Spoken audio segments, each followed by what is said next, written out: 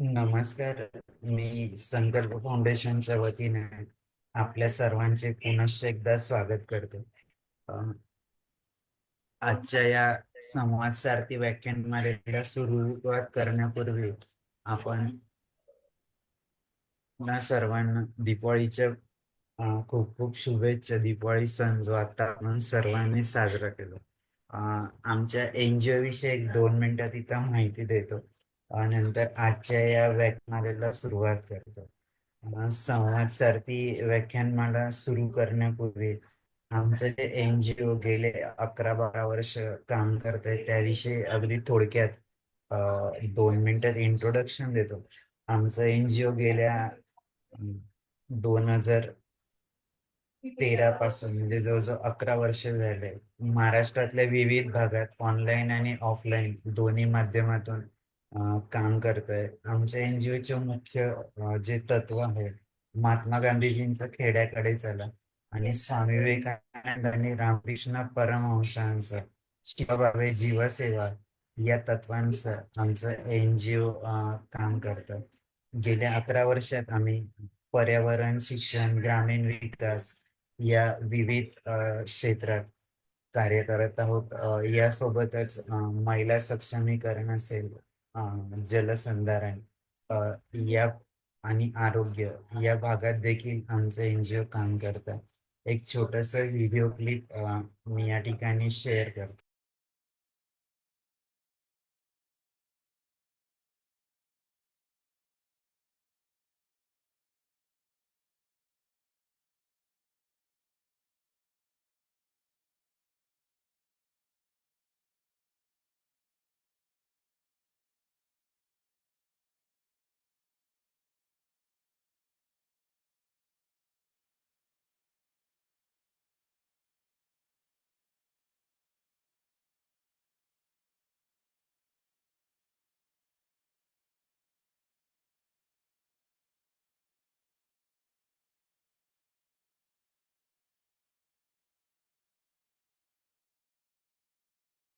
निर्माणों के पावन युग में हम चरित्र निर्माण न भूलें, स्वार्थ साधना की आंधी में वसुधा का कल्याण न भूलें। माना अगम गाध सिंधु है, संघर्षों का पार नहीं है, किंतु डूबना मझधारों में साहस को स्वीकार नहीं है। जटिल समस्या सुलझाने को नूतन अनुसंधान न भूले।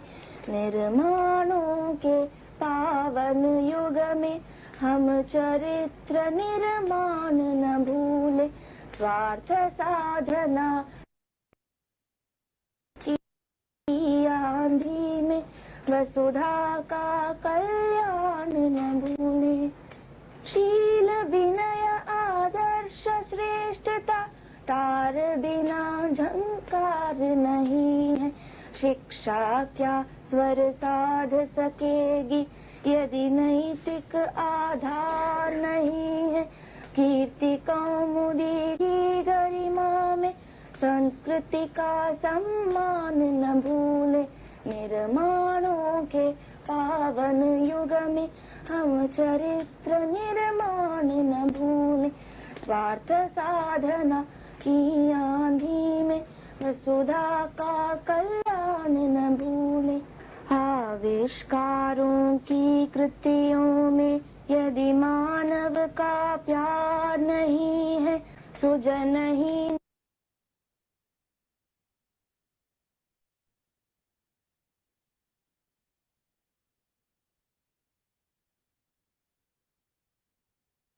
कोरोना काळात ज्यावेळी आमचे सगळे ऑफलाईन ऍक्टिव्हिटी बंद होत्या फिजिकली, आम्ही ऑनलाईन व्याख्यानमाला सुरू केली की ज्यात अगदी ग्रामीण विकासापासून तर स्पर्धा परीक्षा मार्गदर्शन असेल, यासोबतच शेतीचे वर आधारित कृषी प्रक्रिया उद्योग आणि कृषीशी निगडीत शेतीच्या विविध पद्धती, ऑर्गॅनिक फार्मिंग असेल, मिलेट्स फार्मिंग नॅचरल फार्मिंग अशा फार्मिंगच्या प्रॅक्टिसेसवर पण आम्ही ऑनलाईन व्याख्यानमालेचं आयोजन केलं. यासोबत त्या काळात कोरोना काळात मोबाईलची स्क्रीन, टीव्हीची स्क्रीन आणि त्यासोबतच कम्प्युटरची स्क्रीन खूप जास्त वापरली जात होती. तर त्यावेळेस या सगळ्या वर मात करण्यासाठी आम्ही विविध तज्ञांना बोलावून त्यांचं ऑनलाईन मार्गदर्शन वर्कशॉपच्या स्वरूपात आम्ही या ठिकाणी घेतलं ऑनलाईन माध्यमातून पॅरेंट्स आणि स्टुडंटसाठी. यासोबतच आम्ही आपले दैवत छत्रपती शिवराय असतील, डॉक्टर बाबासाहेब आंबेडकर, भगवान गौतम बुद्ध यांच्या चरित्रावर देखील व्याख्यानाचे आयोजन केले. ह्या सगळ्या अनुभवातूनच जेव्हा आम्ही जात होतो तेव्हा खूप लोकांशी चर्चा केल्यानंतर संवाद सारखी व्याख्यानमालेची सुरुवात आम्ही 2022 ला केली. जेव्हा भारत आपला अमृत महोत्सवी स्वातंत्र्य दिन साजरा करत होता 15 ऑगस्ट 2022 ला. तर त्या दिवसापासून या व्याख्यानमालेची सुरुवात केली आणि आज आपण या 112व्या वेबिनार साठी जमलो आहोत. संवाद सारखी सुरू कसं झालं त्याबद्दल थोडक्यात सांगतो. आम्ही खूप लोकांशी चर्चा केल्यानंतर असं जाणवलं एक संवाद माध्यमातून आपण समाजाशी कसं जुळू शकतो, म्हणून या व्याख्यानमालेची सुरुवात केली. आमच्या प्रमुख मार्गदर्शिका भावनाताई विसुते यांच्या मार्गदर्शनाखाली आम्ही या व्याख्यानमालेला सुरुवात केली. जेव्हा सुरुवात केली तेव्हा असं जाणवलं की जे पण डिफरंटली एबल किंवा अपंग व्यक्ती आहे त्यांच्या जीवनात रोजचा खूप सारा संघर्ष असतो की ते अ, जगत असताना त्यांच्यातल्या उणिवा कशा शोधून काढतात, त्यावर कशी मात करतात आणि इतरांसोबत जुळवून घेत मग कधी कधी त्यांच्या बरोबर तर कधी त्यांच्या पुढे जाण्याचा कसा प्रयत्न करतात. आतापर्यंत जेवढे महानुभाव आले प्रत्येक जण इथं आल्यानंतर त्यांच्यात आम्हाला त्यांच्या कार्यक्षेत्रातलं त्यांची मास्टरकी दिसली. आपण असं म्हणूया की ते त्या क्षेत्रातले मास्टर ब्लास्टरच म्हणून कार्यरत आहे. मी जास्त वेळ न घेता आपल्या आजच्या व्याख्याता अंजना मॅडमचा परिचय करून देण्यासाठी डॉक्टर अनिता मॅडमला रिक्वेस्ट करतो. धन्यवाद सर. नमस्कार. संवाद सारथी पुष्प 112वे संकल्प फाउंडेशन सामनेर आयोजित संवाद सारथी या वेब संवाद सत्रातील पुष्प 112वे आज गुंफले जात आहे. संवाद सारथी या वेब संवाद सत्रातील 112वे पुष्प गुंफण्यासाठी आपल्या अपंगत्वावर मात करत शैक्षणिक व सामाजिक क्षेत्रात आपले वेगळे स्थान निर्माण करणाऱ्या उजगाव पूर्व कोल्हापूर येथील समर्थ विद्या मंदिर व समर्थ विद्यालय या शाळेच्या ग्रंथपाल माननीय अंजना लगस मॅडम आज आपणास वक्त्या म्हणून लाभलेल्या आहेत. मॅडमचं शिक्षण एमलिप झालेलं आहे. मास्टर ऑफ लायब्ररियन सायन्स मध्ये मॅडमने एमलिप केलेलं आहे. मॅडम कोल्हापूर येथील समर्थ विद्या मंदिर येथे लायब्ररियन म्हणजे ग्रंथपाल म्हणून मॅडम कार्यरत आहेत. मॅडम समाजसेवेमध्ये देखील सक्रिय मॅडमचा सहभाग असतो. मॅडमचे अनेक ऑडिओ बुक्स प्रसिद्ध झालेले आहेत. मॅडम त्यांच्या आवाजामध्ये ऑडिओ बुक्स अंधांसाठी दृष्टीहीनांसाठी ऑडिओ बुक्स मॅडम तयार करतात. मॅडमला खेळ म्हणजे संगीत खुर्ची, व्हीलचेअर शर्यत हे खेळ मॅडमला आवडतात. मॅडमचे छंद आहेत वाचन करणे, गाणे ऐकणे आणि गाणे म्हणणे देखील हा देखील मॅडमचा छंद आहे. मॅडमला पुरस्कार उत्कृष्ट शिक्षक म्हणून कोल्हापूर येथील रोटरी क्लब तर्फे मॅडमला उत्कृष्ट शिक्षक म्हणून पुरस्कार मॅडमला लाभलेला आहे. तसेच जागतिक महिला दिनानिमित्त कोल्हापूर जिल्हा परिषद तर्फे विशेष पुरस्कार मॅडमला देण्यात आलेला आहे. विशेष पुरस्काराने मॅडमला गौरवण्यात आलेले आहे. अशा आपल्या अंजना मॅडम आहेत. त्या व्हॉइस आर्टिस्ट तर आहेच, तसेच त्यांच्या आवाजामध्ये एकूण 7 ऑडिओ बुक्स देखील तयार झालेले आहेत. तर ह्या आपल्या ज्या वक्त्या आहेत माननीय अंजना लगस मॅडम, गाथा अंजनाच्या समर्पित जीवनाची या विषयावर आज आपल्याशी संवाद साधणार आहेत. चला तर मग आपणही संकल्प फाउंडेशन संवाद सारथी या वेब संवाद उपक्रमात सहभागी होऊया आणि अडथळ्यांवर मात करत पुढे जाण्यासाठी नवी ऊर्जा मिळवूया. तर अधिक वेळ न घेता मी पुढील सूत्रे माननीय विशाल सरांकडे सोपविते. धन्यवाद. धन्यवाद डॉक्टर अनिता मॅडम. मी आलेल्या सर्व श्रोत्यांचे पुनश्च एकदा स्वागत करतो. आणि आपल्या आजच्या वक्त्या अंजना मॅडम यांना रिक्वेस्ट करतो की त्यांनी त्यांचं जो संवाद आहे आमच्यासोबत शेअर करा.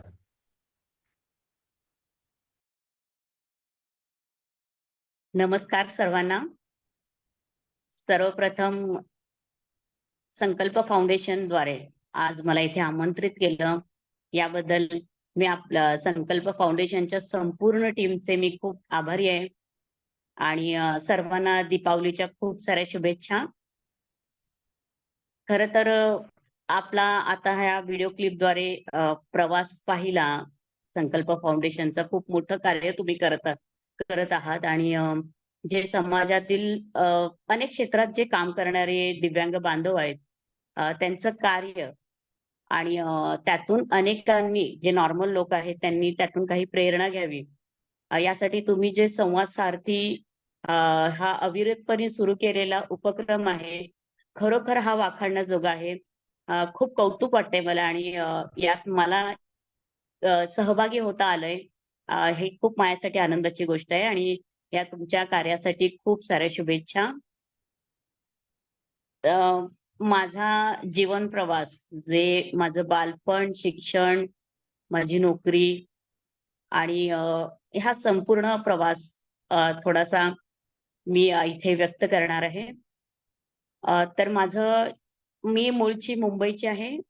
मुंबईमध्ये माझा सांताक्रूज येथे मी जन्म झालाय माझा मुंबईमध्ये आणि माझ्या घरामध्ये म्हणजे मी चौथे अपत्य माझ्या आई वडिलांना. आणि म्हणजे माझी मोठी बहीण, 2 भाऊ आणि चौथी मी. तशी जन्माला मी आले तेव्हा मी नॉर्मलच होते. पण पूर्वी कसं असायचं की लहान बाळाला जर सर्दी, ताप, खोकला असं काही असेल तर त्याला पोलिओचा डोस मिळत नसायचा. आणि माझ्या वेळी नेमकं असंच असायचं की मला काहीतरी आजार असला की मग माझा तो पोलिओ डोस मला मिळालाच नाही. आणि पुढे जाऊन असं झालं की मला एकदा खूप ताप आला. साधारण आई म्हणते की मी तेव्हा 1 वर्षांची असेल. आणि त्या तापामध्ये म्हणजे माझे आई वडील दोन्ही अशिक्षित असल्यामुळे त्यांना काहीच समजलं नाही. आणि त्यांनी लोकल डॉक्टर जे असतात त्यांच्याकडे मला नेलं. आणि डॉक्टरांनी पण अगदी मला माझ्या उजव्या पायाला म्हणजे कमरेच्या साईडला मला इंजेक्शन दिले. आणि घरी आल्यावर दुसऱ्या दिवशी जेव्हा आईनं पाहिलं तर माझा उजवा पाय मी अजिबात उचलू शकत नाहीये. त्याच्यानंतर परत आई त्याच डॉक्टरांकडे मला घेऊन गेली. आणि परत डॉक्टरांना दाखवल्यावर त्यांनी डाव्या साईडच्या ठिकाणी म्हणजे कमरेला मला डॉक्टरांनी इंजेक्शन दिली. आणि दुसऱ्या दिवशी आई पाहते तर माझे दोन्ही पाय लुळे झालेत, म्हणजे त्यांची हालचाल बंद झालेली आहे. या परिस्थितीत माझ्या आईला काही कळलं नाही काय करावं. आणि ती खूप टेन्शन मध्ये होती. वडीलही तसंच आणि माझी 3 भावंडही खूप लहान. अशा परिस्थितीत काय करावं? मग माझा जन्म ज्या हॉस्पिटलला झाला, कूपर हॉस्पिटल, तिथे आई-वडील घेऊन गेले. तिथे काही महिने माझी ट्रीटमेंट केली. डॉक्टरांनी सांगितलं, की हिला आता पोलिओ झालेला आहे आणि पूर्णतः यातून ती बरी नाही होऊ शकत. आणि मग आईने खूप प्रयत्न अगदी मी 1 वर्षाची असल्यापासून ते मी 6 वर्षाची 7 वर्षाची असेपर्यंत आईने प्रचंड कष्ट घेतले, की नाही मी चांगली नॉर्मल मुलांसारखी व्हावी यासाठी तिचे प्रयत्न चालू होते. ती अनेक हॉस्पिटल्समध्ये मला घेऊन जायची.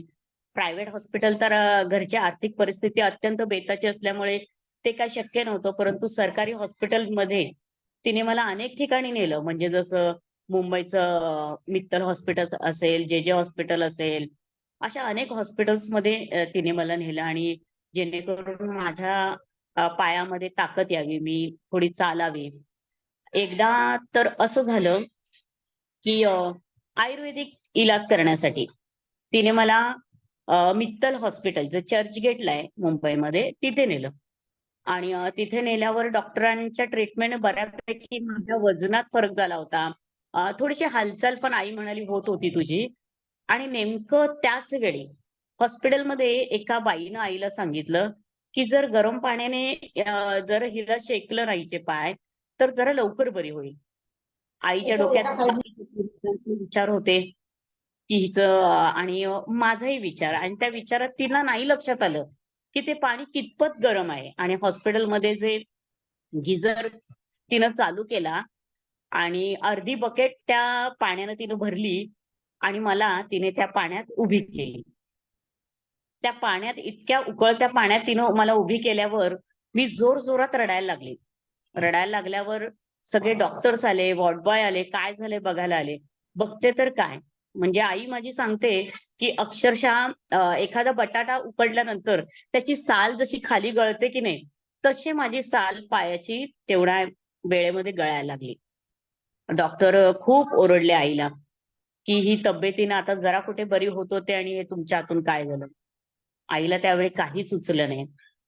आणि मग डॉक्टरांनी मला ड्रेसिंग केलं आणि डॉक्टर म्हणले, ही जी अशी केस झाली की तिची ट्रीटमेंट आता आमच्या हॉस्पिटलमध्ये नाही. तुम्हाला दुसऱ्या हॉस्पिटलमध्ये जावं लागेल. आणि दुसऱ्या हॉस्पिटलमध्ये नेताना पोलीस केस करावी लागेल असं म्हणाले. तिथे तिथे आईला खूप त्रास झाला. लवकर ट्रीटमेंट तर झाली नाहीच. परंतु आईला खूप सहन करावं लागलं. तिथे गेल्यावर लोकांनी असंही म्हटलं, की पोलिओ झालाय, त्याच्यात मुलगी आहे, तुला नको होती ना, म्हणून असं केलं. ह्या सगळ्या गोष्टी माझी आई सहन करत गेली. फक्त तिच्याकडे एकच ध्येय होतं, की माझं बाळ व्यवस्थित व्हावं. आणि मग तिथल्या ट्रीटमेंटनं थोडा दिवस मला त्यांनी अगदी 15 दिवस मला ठेवलं आणि त्यानंतर डिस्चार्ज दिला. हळू-हळू थोडीशी सुधारणा झाली, जास्त काही नाही. पण नंतर आईला कोणीतरी सांगितलं, म्हणजे माझा पोलिओ हा खूपच वाढला होता. म्हणजे माझ्या मानेत, कमरेत, हातात अशी काहीच हालचाल होत नव्हती माझी. आणि मग आईला सांगितलं होतं, की मुंबईमध्ये माझगाव येथे एक इंजेक्शन दिल्याने हाडांमध्ये ताकद येते. तर तुम्ही तिथे जाऊन बघा. आईनं माझ्या तो सुद्धा प्रयत्न केला. माझ्या आई-वडिलांनी तो सुद्धा माझ्यासाठी प्रयत्न केला आणि दर 1 दिवसांनी मला इंजेक्शन देण्यात आल्या. अशा 20 इंजेक्शन्स मला दिल्या आणि त्या इंजेक्शनमुळे असं झालं, की माझ्या हातामध्ये आणि मानेत ताकद आली. आणि तोच एक काही माझ्या आईला तो तो एक थोडासा आनंद होता, की ही स्वतःचं स्वतः करू शकेल. काही दिवसांनी मग पुढे जास्त इंजेक्शन म्हणजे पैसेही तेवढे नसायचे. परिस्थिती तशी नसायची घरची. अगदी म्हणजे माझे वडील त्या काळात रद्दी पेपरचा व्यवसाय करायचे आणि माझी आई घरकाम करायची. त्यासोबतच आमच्या समाजामध्ये आणखी एक व्यवसाय बऱ्याचशा स्त्रिया करतात. जे काही देऊळ असते, मंदिर असते, तिथे गाय घेऊन बसणं, त्या गाईला चारा घालणं. तर असं पण अशाद्वारे सुद्धा काही लोकं आईला पैसे द्यायचे. म्हणजे हा आमच्या समाजामध्ये पारंपरिक व्यवसाय आहे. तो सुद्धा आई करायची. पण अशी परिस्थिती मला घेऊन सगळीकडे फिरावं लागल्यामुळे घर सांभाळणं सुद्धा आईला अवघड झालं होतं. आणि सपोर्ट नसल्यामुळं माझी आईची आई हिनं खूप सपोर्ट केला होता त्या काळामध्ये.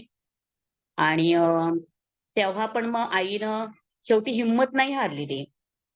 आणि मग नंतर एकाने सांगितलं, की तुम्ही आता हिला पोलिओ झालाय ना, तर मग तुम्ही आता हिला ना हजेली हॉस्पिटल इथेच घेऊन चला आणि तिथे ऑपरेशन वगैरे करून ती थोडीफार चालेल. मग आईने शेवटचा पर्याय जेव्हा मी 6.5 वर्षांची असेल, तेव्हा आईनं शेवटचा पर्याय म्हणून हजाली हॉस्पिटल निवडलं आणि हजाली हॉस्पिटलमध्ये मला दररोज तिथले डॉक्टर व्यायाम करायला, व्यायामासाठी एक्सरसाइजला बोलवायचे. वडिलांना जेव्हा शक्य व्हायचं, तेव्हा वडील मला घेऊन जायचे. आणि मग मी 7 वर्षांची झाले, मग डॉक्टरांनी डिसिजन घेतलं की हिचं आपण ऑपरेशन करूया, जेणेकरून हिच्या कमरेमध्ये ताकद येईल. आणि मग मी 7 वर्षाची असताना माझं ऑपरेशन झालं. आणि मग मला त्यांनी डॉक्टरांनी कॅलिपर दिलं. आणि मग साधारण 7.5 वर्षांची मी असेल तेव्हा मला थोडं-थोडं कॅलिपरवर मला चालता येऊ लागलं. आणि हे पाहून आईला खूप बरं वाटलं, की एकदाचे माझ्या मुलीचे पाय जमिनीला टेकले. हा आनंद तिच्यासाठी खूप मोठा होता. हे जे माझा जो आजारपण आहे, इथले आईचे खूप कष्ट. पण त्यासोबतच माझं जे शिक्षण होतं, शिक्षणासाठी पण खूप माझ्या वडिलांना फिरावं लागलं. जेव्हा मी माझ्या बहिणीनं पहिल्यांदा आमच्या शेजारच्या अंगणवाडीमध्ये मला नेलं होतं उचलून. आणि तेव्हा एकच दिवस मला घेतलं आणि दुसऱ्या दिवशी माझी बहीण मला घेऊन गेली. तर ते म्हणाले, की "नाही, आम्ही हिला आणू नका. कारण हिला वॉशरूमला वगैरे जाणं असेल, तर हिला कोण नेणार?" त्याच्यामुळे मग दुसऱ्या दिवशीपासून माझं जाणं थांबलं. अ, मला खूप वाईट वाटलं, की अरे असं काय, की मला शिकता नाही येतंय. मग पुढे माझ्या भावानं ठरवलं, की हिला आपण घरातच हिचं कमीत कमी हिचं नाव काढायला तरी शिकवूया. मग मी घरातच माझं नाव शाळेत न जाता घरातच मी माझं नाव काढायला शिकले. थोडीफार अक्षरांची थोडी-थोडी ओळख झाली. मग मी आईला कायम सांगायचे, की "मला ना तू दररोज दर महिन्याला एक वही घेऊन येत जा." आणि आई मला खरोखर म्हणजे वही आणायची. दुरेगी वही ती मला आणून द्यायची. माझे भावंड, माझे चुलत भावंड सगळेजण शाळेला जायचे. आणि हे बघून मला खूप रडू यायचं, की अरे मी नाही शाळेला जाऊ शकत. पुढे मग मी आमचे जे शेजारचे मामा होते, त्यांनी वडिलांना समजवलं, की आपण प्रयत्न करूया हिच्यासाठी.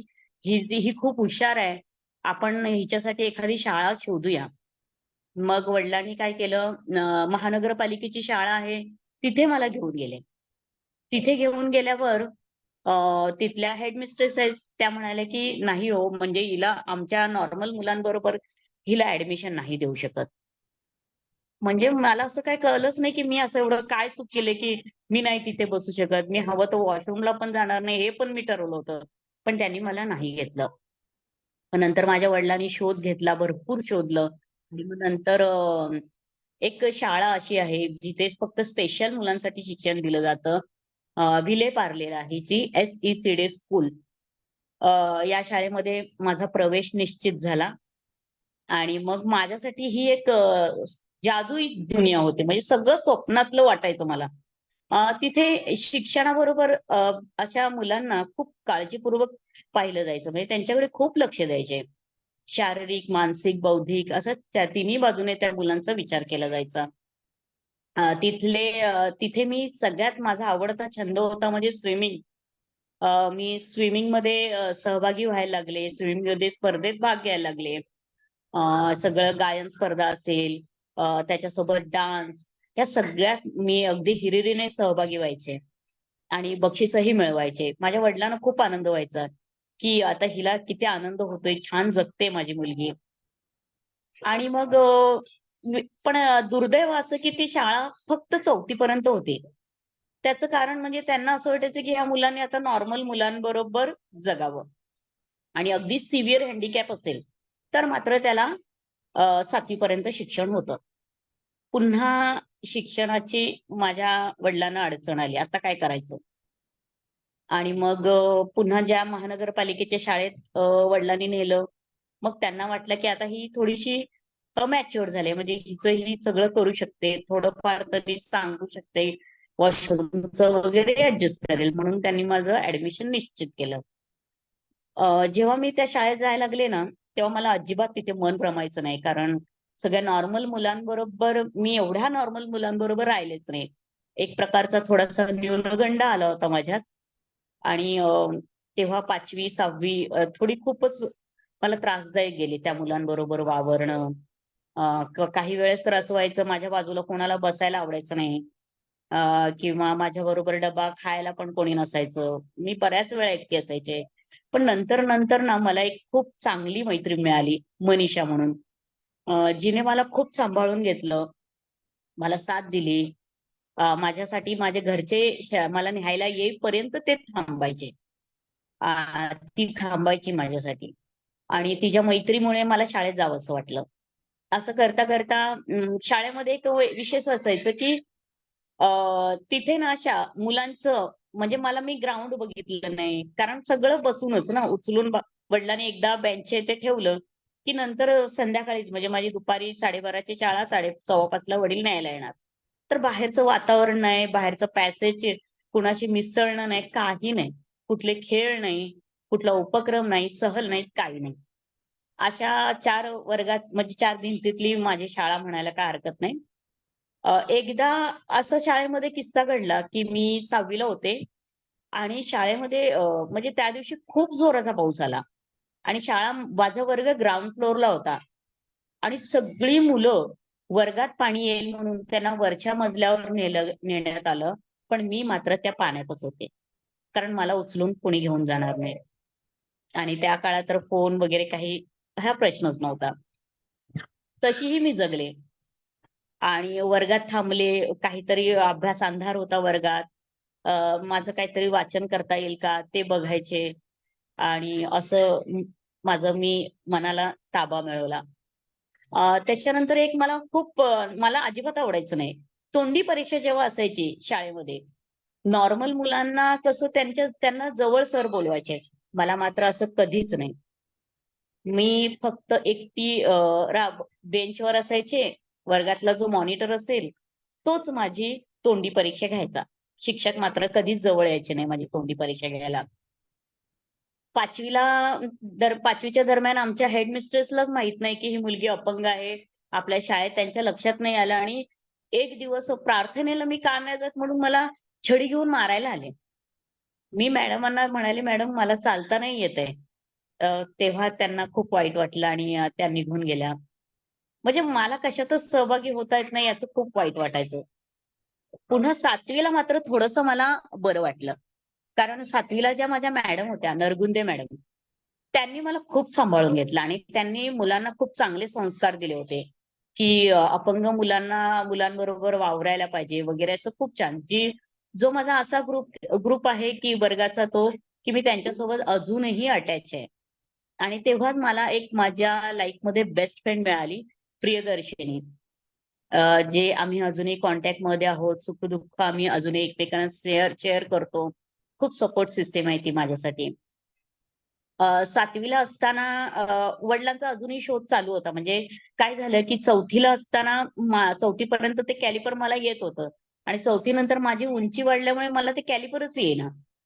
मग वडिलांनी पण लक्ष नाही दिलं. म्हणजे त्यांना काही समजलं नाही काय करावं पुढं आणि ते कॅलिपर मला येत नव्हते.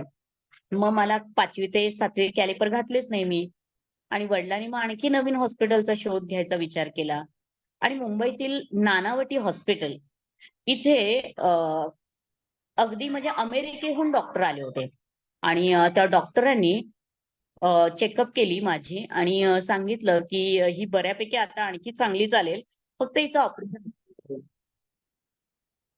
आणि माझं ऑपरेशन झालं. ऑपरेशन करायचा निर्णय झाला. दुसऱ्याच दिवशी माझं ऑपरेशन होतं. दुसऱ्याच दिवशी ऑपरेशन म्हटल्यावर मी माझ्या वडिलांना म्हटलं, की "नाही, मला असं काहीच करायचं नाही. कारण ऑपरेशन केलं तर मला शाळेत जायला मिळणार नाही आणि शाळा बुडवणं हे मला मला पचनी पडणाऱ्यातलं नव्हतं. कारण 1 महिना बेड रेस्ट, माझी अभ्यास बुडणार, माझं परीक्षा जाणार आणि या विचारानं मी तिथून वडिलांना म्हटलं, की "नको, ऑपरेशन हा प्रकारच नको." आणि आम्ही तिथून आलो. आल्यावर वडिलांनी सगळा प्रकरण काय किस्सा घडला तो आईला सांगितला आणि आई खूप वडिलांवर चिडली. आई म्हणाली, की "ती लहान आहे, परंतु तुम्हाला तरी समजतंय ना, ती चांगली चालली असती. कशाला तुम्ही नाही म्हणाला?" आणि आई सहसा कधी शाळेत माझ्या येत नव्हती. परंतु त्या दिवशी मात्र आई दुसऱ्याच दिवशी शाळेत आली आणि मॅडमांना आमच्या सांगितलं, की हिने असं केलं म्हणून. तेव्हा आमच्या ज्या नरगुंदे मॅडम होत्या त्यांनी मला खूप समजवलं, की "तू ऑपरेशन केलं असतंस तरी तुझी आम्ही परत एकदा एक्झाम घेतली असती. तू असं का केलंस? तू असं नाही करायला हवं होतं. तुझ्या शरीराचा विचार करायला हवा होता." थोडीशी मला हे रिअलाईज झालं, की अरे देवा! आपल्याकडून चूकच झाली म्हणावी ही. आणि अशा पद्धतीनं 7वी ही गेली चांगली. 7वीचं वर्षही माझं छान गेलं. पुन्हा प्रश्न कारण ती महानगरपालिकेची शाळा असल्यामुळे फक्त 7वी पर्यंतच शाळा होती.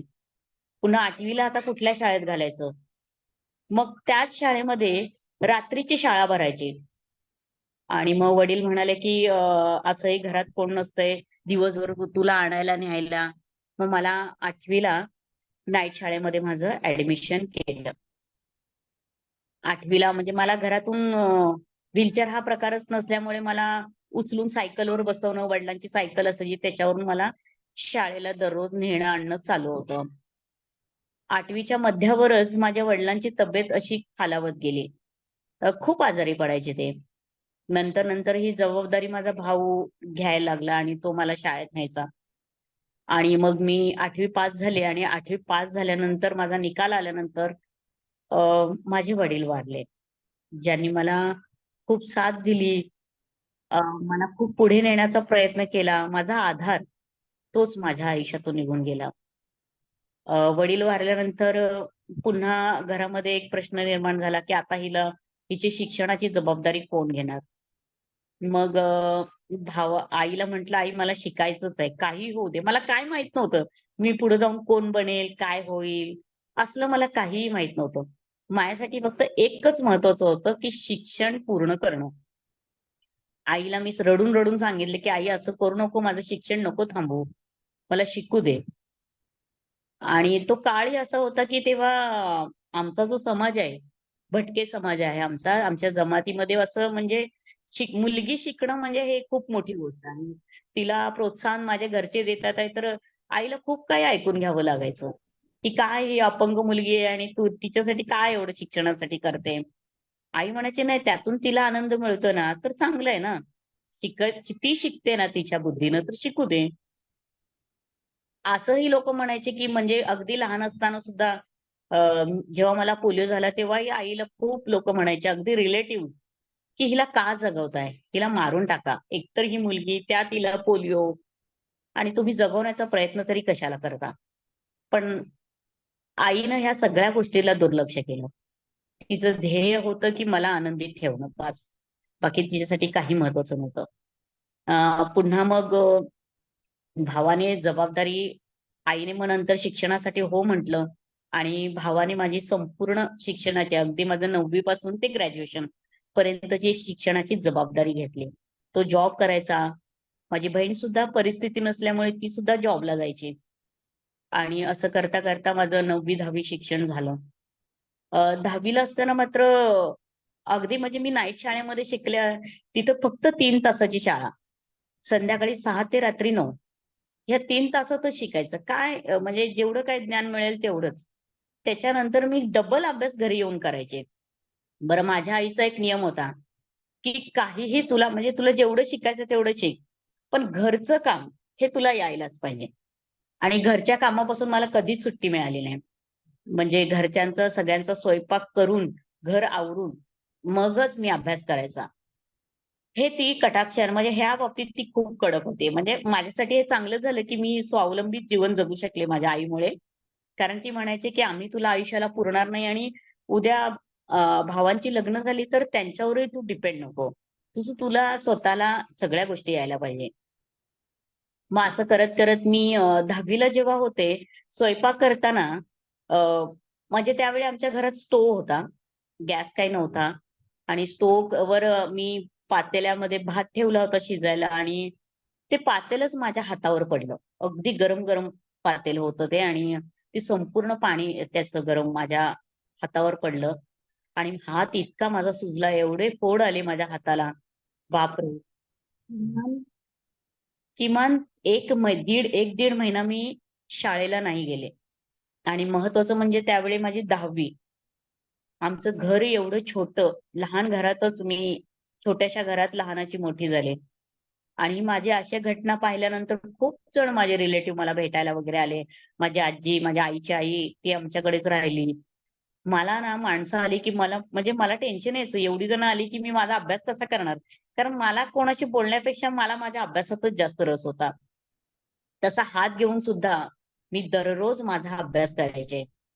तेव्हा पण एक किस्सा असा घडला, की मला कुठलेही डॉक्टर लवकर ट्रीटमेंट द्यायला तयार नाही आणि अख्खा रात्र मी विदाऊट ट्रीटमेंट असा हाताच्या प्रचंड वेदना घेत मी रात्र काढली.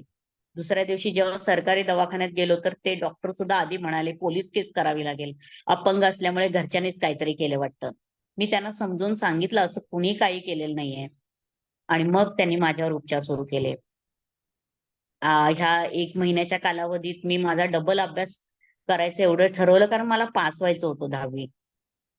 आणि जेव्हा आमच्या शाळेचा निकाल लागला, तेव्हा वैशिष्ट्य असं आहे, की म्हणजे त्या वर्गात जास्त कुणी अभ्यास करणारं नव्हतं. नाईट शाळेतली म्हणजे बरीच मुलं जॉबला जाणारी. अख्ख्या शाळेमध्ये मी एकमेव मुलगी पास झाले. एवढं आश्चर्य वाटलं शिक्षकांना, की हीच एकटी मुलगी पास झाली. माझ्या घरच्यांनाही प्रचंड आनंद झाला. खूप मोठं सेलिब्रेशन होतं माझ्यासाठी ते. आता एकदाचं 10वी पर्यंतचं शिक्षण तर झालंय. पण आता पुढं कॉलेजचं कसं करायचं? हा खूप मोठा प्रश्न. कारण दिवसभराचं कॉलेज तर मला शक्यच नव्हतं. कारण भाऊ माझा जॉबला जाणार. मग 11वीला असताना पुन्हा त्यानं माझ्यासाठी नाईट कॉलेजमध्ये ऍडमिशन केलं आणि नाईट कॉलेजला मी जाऊ लागले. अगदी म्हणजे संध्याकाळी 6 ते 9 ह्या वेळेत मी कॉलेजला जायचे. आणि मग मी त्याच्या 11वीला म्हणजे मला कोणाचं म्हणजे मैत्रिणी वगैरे कोणी कॉमर्स घेतलंय. मग चला आपण पण कॉमर्स घेऊया. असं म्हणजे कोणी मार्गदर्शनच घरात करणारं नसल्यामुळे मग मी कॉमर्स साइड घेतली. आणि 11वीला माझं ते शिक्षण सुरू झालं. 12वीच्या दरम्यान मात्र माझे जे सोशल वर्कर होते, जे आम्ही अपंग शाळेत शिकले तिथले सोशल वर्कर होते. त्यांनी म्हटलं आईला, की आपण हिला कॅलिपर देऊन बघूया. बघूया तरी ही उभी राहते का? हिला चालता येतंय का? आणि म्हणून मग त्यांनी माझं पायाचं माप हे घरातच घेतलं आणि मला कॅलिपर आणून दिलं. आणि त्या कॅलिपरच्या याच्यावर मी थोडी-थोडी चालायला लागले. चालायला यायला लागलं तर मी जे 11वीला माझं 3ऱ्या मजल्याला माझे क्लासेस वर्ग असायचे आणि मग मी 12वीला कॅलिपरवर जायचा विचार केल्यावर भावाने माझं कॉलेज बदललं आणि अगदी ग्राउंडलाच वर्ग भरत असतील का ह्याचा शोध घेतला. आणि मग माझं 12वीला वेगळ्या कॉलेजमध्ये ऍडमिशन केलं. जिथे मी स्वतः म्हणजे वर्गापर्यंत जाऊ शकते. असं ते कॉलेज होतं. 12वी पर्यंत म्हणजे इथे 12वी पर्यंत मी माझ्या आयुष्यात कधीच कुठलेच क्लासेस लावले नाही. जे काय अभ्यास करायचा आहे ना, तो घरात बसूनच. जे काय असेल ते मी मनानेच अभ्यास करत गेले. आणि 12वी पर्यंत पास झाले. 12वीला पास झाल्यानंतर पुन्हा मला एफ-वायला ऍडमिशन करायचं होतं. करायचं कसं? कॉलेजचा खर्च हे सगळं झेपणारं पण नव्हतं आईला. मग मी विचार केला, की असू दे मी एक्सटर्नल शिक्षण करेन. आणि मग मी कलिना युनिव्हर्सिटीमध्ये एक्सटर्नल ऍडमिशन घेतलं. आणि फक्त अकाउंट आणि इकॉनॉमिक्स या विषयासाठी मी क्लासेस लावले. क्लासेस लावले. क्लासेसची तर खूप माझ्या आठवणी म्हणजे भयंकर आहेत, की क्लासेसला जाण्यासाठी रिक्षाला पैसे जायचे माझे. आणि कॅलिपरवर मला इतकं हळू चालायची मी. ते 2 रस्ते पार करून गल्लीमध्ये तो क्लास असायचा. आणि मुळामध्ये त्या सकाळी 7:30चा क्लास आणि त्याच्यासाठी मला पहाटे 4 वाजता उठावं लागायचं. मग ते कॅलिपर घालायचं, हळू जायचं जायचं आणि मग चालायचं. रिक्षा मिळाली तर ठीक आहे, नाहीतर चालतच जायचं. रस्त्यावर खूप कुत्र्यांचं तो ओरडणं मला बघून त्यांना ते वेगळी व्यक्ती वाटायची. असं खूप सहन करायचे मी रस्त्यामध्ये. आणि विशेष म्हणजे जिथे माझा क्लास असायचा, तिथे सकाळचं पाणी येत असायचं लोकांच्या घरी आणि त्यामुळे ते लोकं कोणी भांडी घासायचं, कोणी कपडे धुवायचं आणि त्याच्यामधून मला चालत जावं लागायचं. तर माझ्या स्टिच ज्या होत्या हातात घालायचे मी, त्या घसरायच्या आणि मग मी खाली पडायचे. असं बऱ्याच वेळा माझ्या बाबतीत व्हायचं, की मी खाली पडायचे सगळ्या घाणीत वगैरे. माझी बॅग आहे आणि त्यातून मग लोकं उचलायला येणार. असं करत मग माझं माझं क्लास पात्र जाणं मला गरजेचं होतं. कारण अकाउंट हा मला घरात बसून काही समजला नसता. आणि मग मी तिथे असं एफ-वाय ते टी-वाय क्लासेसद्वारेच क्लासेसला जाऊन आणि बाकी सगळं पर्सनल माझा मी अभ्यास करून पास झाले. ग्रॅज्युएशन नंतर म्हणजे मी जेव्हा एस-वायला होते ना, तेव्हा मी जॉबच्या पण शोधात होते. मग माझ्या सोशल वर्कर म्हणाले, की "नाही, मी तुला जॉब बघतो." आणि त्याच दरम्यान मला कॉम्प्युटर पण शिकण्याची इच्छा होती. आणि कॉम्प्युटरची फी तेव्हा सॉफ्टवेअर डिप्लोमा मला जेव्हा करायचं असेल सॉफ्टवेअरचं संपूर्ण नॉलेज घ्यायचं असेल तर त्याची फी होती 24,000. तेवढं भरणं मला शक्यच नव्हतं. मग ते म्हणाले आपण डोनर शोधूया आणि त्यांनी माझ्यासाठी डोनर पण शोधला आणि पत्ता दिला मला. त्या ऍड्रेसवर मी गेले, कॅलिपर घातलं होतं. त्या ऍड्रेसवर मी त्या सरांना भेटायला गेले आणि ते म्हणाले, की "त्या क्लासला सांग, की कॉम्प्युटर क्लासवाल्यांना सांग, की अपंग असल्यामुळे फी कमी करा. मग मी तुला 12,000 पर्यंतचा चेक देतो." मग मी तोही प्रयत्न केला आणि खरंच त्यांनी मला 12,000 चा चेक दिला आणि मग माझा कॉम्प्युटर क्लास सुरू झाला. आणि सरांनी जे डोनर होते, त्यांनी मला म्हटलं, की तुला आणखी काय हवंय आमच्याकडून?" तर मी म्हटलं, "सर मी कॉमर्स साइडचे स्टुडंट आहे आणि मला शिक्षण करता जर तुम्ही सीए आहात आणि सीएच्या हाताखाली जर मला नॉलेज मिळालं, तर त्याचा उपयोग माझ्या अभ्यासात आणि पुढेही मला होईल." मग सर म्हणले, "ठीक आहे, तुला जॉब देतो." आणि मग मी एस-वायला असतानाच, कारण एस-वायला असताना माझी परिस्थिती अशी होती, की मला कॉलेजला माझं शिक्षणासाठी मला पैसे सुद्धा नव्हते. मग त्यावेळी माझ्या आईनं तिची सोन्याची कानातली गहाण ठेवली होती आणि मला ॲडमिशनसाठी आईनं पैसे दिले होते. त्यामुळे मला जॉब करणं फार गरजेचं होतं. आणि मग मी एस-वायला असताना जॉब केला 1.5 वर्ष. एस-वाय ते टी-वाय आणि पुढे असं 1.5 वर्ष जॉब केला आणि त्याच दरम्यान जॉब करत असताना खूप बरेच असे मला थोडे वाईट अनुभव आले, की आपल्याला अपंग असल्यामुळे लोकं आपल्याला कसा दुजाभावपणा देऊ शकतात. तो एक मला भयंकर अनुभव आला. म्हणजे जसं की तिथे 2 प्रकारचे प्रिंटर असायचे. त्यातला जो प्रिंटर खूप चांगला आहे, तो मात्र सगळेजण वापरणार आहे. माझ्यासाठी अगदी साधा प्रिंटर मला ते लोक द्यायचे वापरायला. किंवा महत्वाचं काय असायचं ना, ते तिथली स्टाफ मला शिकवायचेच नाही. पण माझी ऑब्झर्वेशन पॉवर ही चांगली होती. मी बघायचे ती लोकं कशी काम करतात आणि मला सुद्धा तो सॉफ्टवेअरमध्ये ते जे काम करतायत ते मला यायचं. पण मला कधी संधी मिळत नव्हती. आणि ऑफिसमध्ये जाणं माझ्यासाठी खूप मोठी कसरत असायची. कारण 9:30 ला ऑफिसमध्ये पोहोचावं लागायचं. घरातलं सगळं आवरूनच कामावर जायचं. असा आईचा नियम होता. तर महत्वाचं म्हणजे तिथल्या ज्या फरशा होत्या त्या इतक्या स्मूथ होत्या. तिथून माझी स्टिक घसरायची. जरा सुद्धा ओलं असेल तर स्टिक घसरायची माझी. आणि महत्वाचं म्हणजे जेव्हा पावसाळा असायचा ना, तेव्हा कामावर जाणंच अशक्य व्हायचं. तेच माझे सर सुद्धा चिडायचे, की बारिश में तुम आओ ही मत. असे कधी-कधी म्हणायचे. पण त्यांना समजायचं हिला यायला नाही जमत आहे. असं करता आणि मला खूप वाटायचं तेव्हा, की अरे असं काहीतरी पाहिजे ना, की मी अशी स्वतंत्रपणे जायला पाहिजे. मला काही अडथळेच नको. असं फार वाटायचं मला कामावर जाताना. आणि जेव्हा माझं टी-वाय पूर्ण झालं, 2006 साली माझं बी-कॉम पूर्ण झालं आणि मग मी 2 वर्ष पुन्हा घरातच बसले. माझं टायपिंग वगैरे तोपर्यंत मी पूर्ण करून घेतलं. एम-एस-सी-आय-टी केलं आणि मग 2007-08 ला मी घरातच होते. मला जॉब नव्हता. शक्यतो प्रयत्न करत होते क्लासेस घ्यायचं. पण घरच्या कामातच सगळा वेळ निघून जायचा आणि 2009 साली मला एक संधी आली. मी अ, मु मुंबईमध्ये बँड्राला चेतना कॉलेज आहे. त्या कॉलेजमध्ये मला डाटा एंट्रीचं काम मिळालं लायब्ररीमध्ये.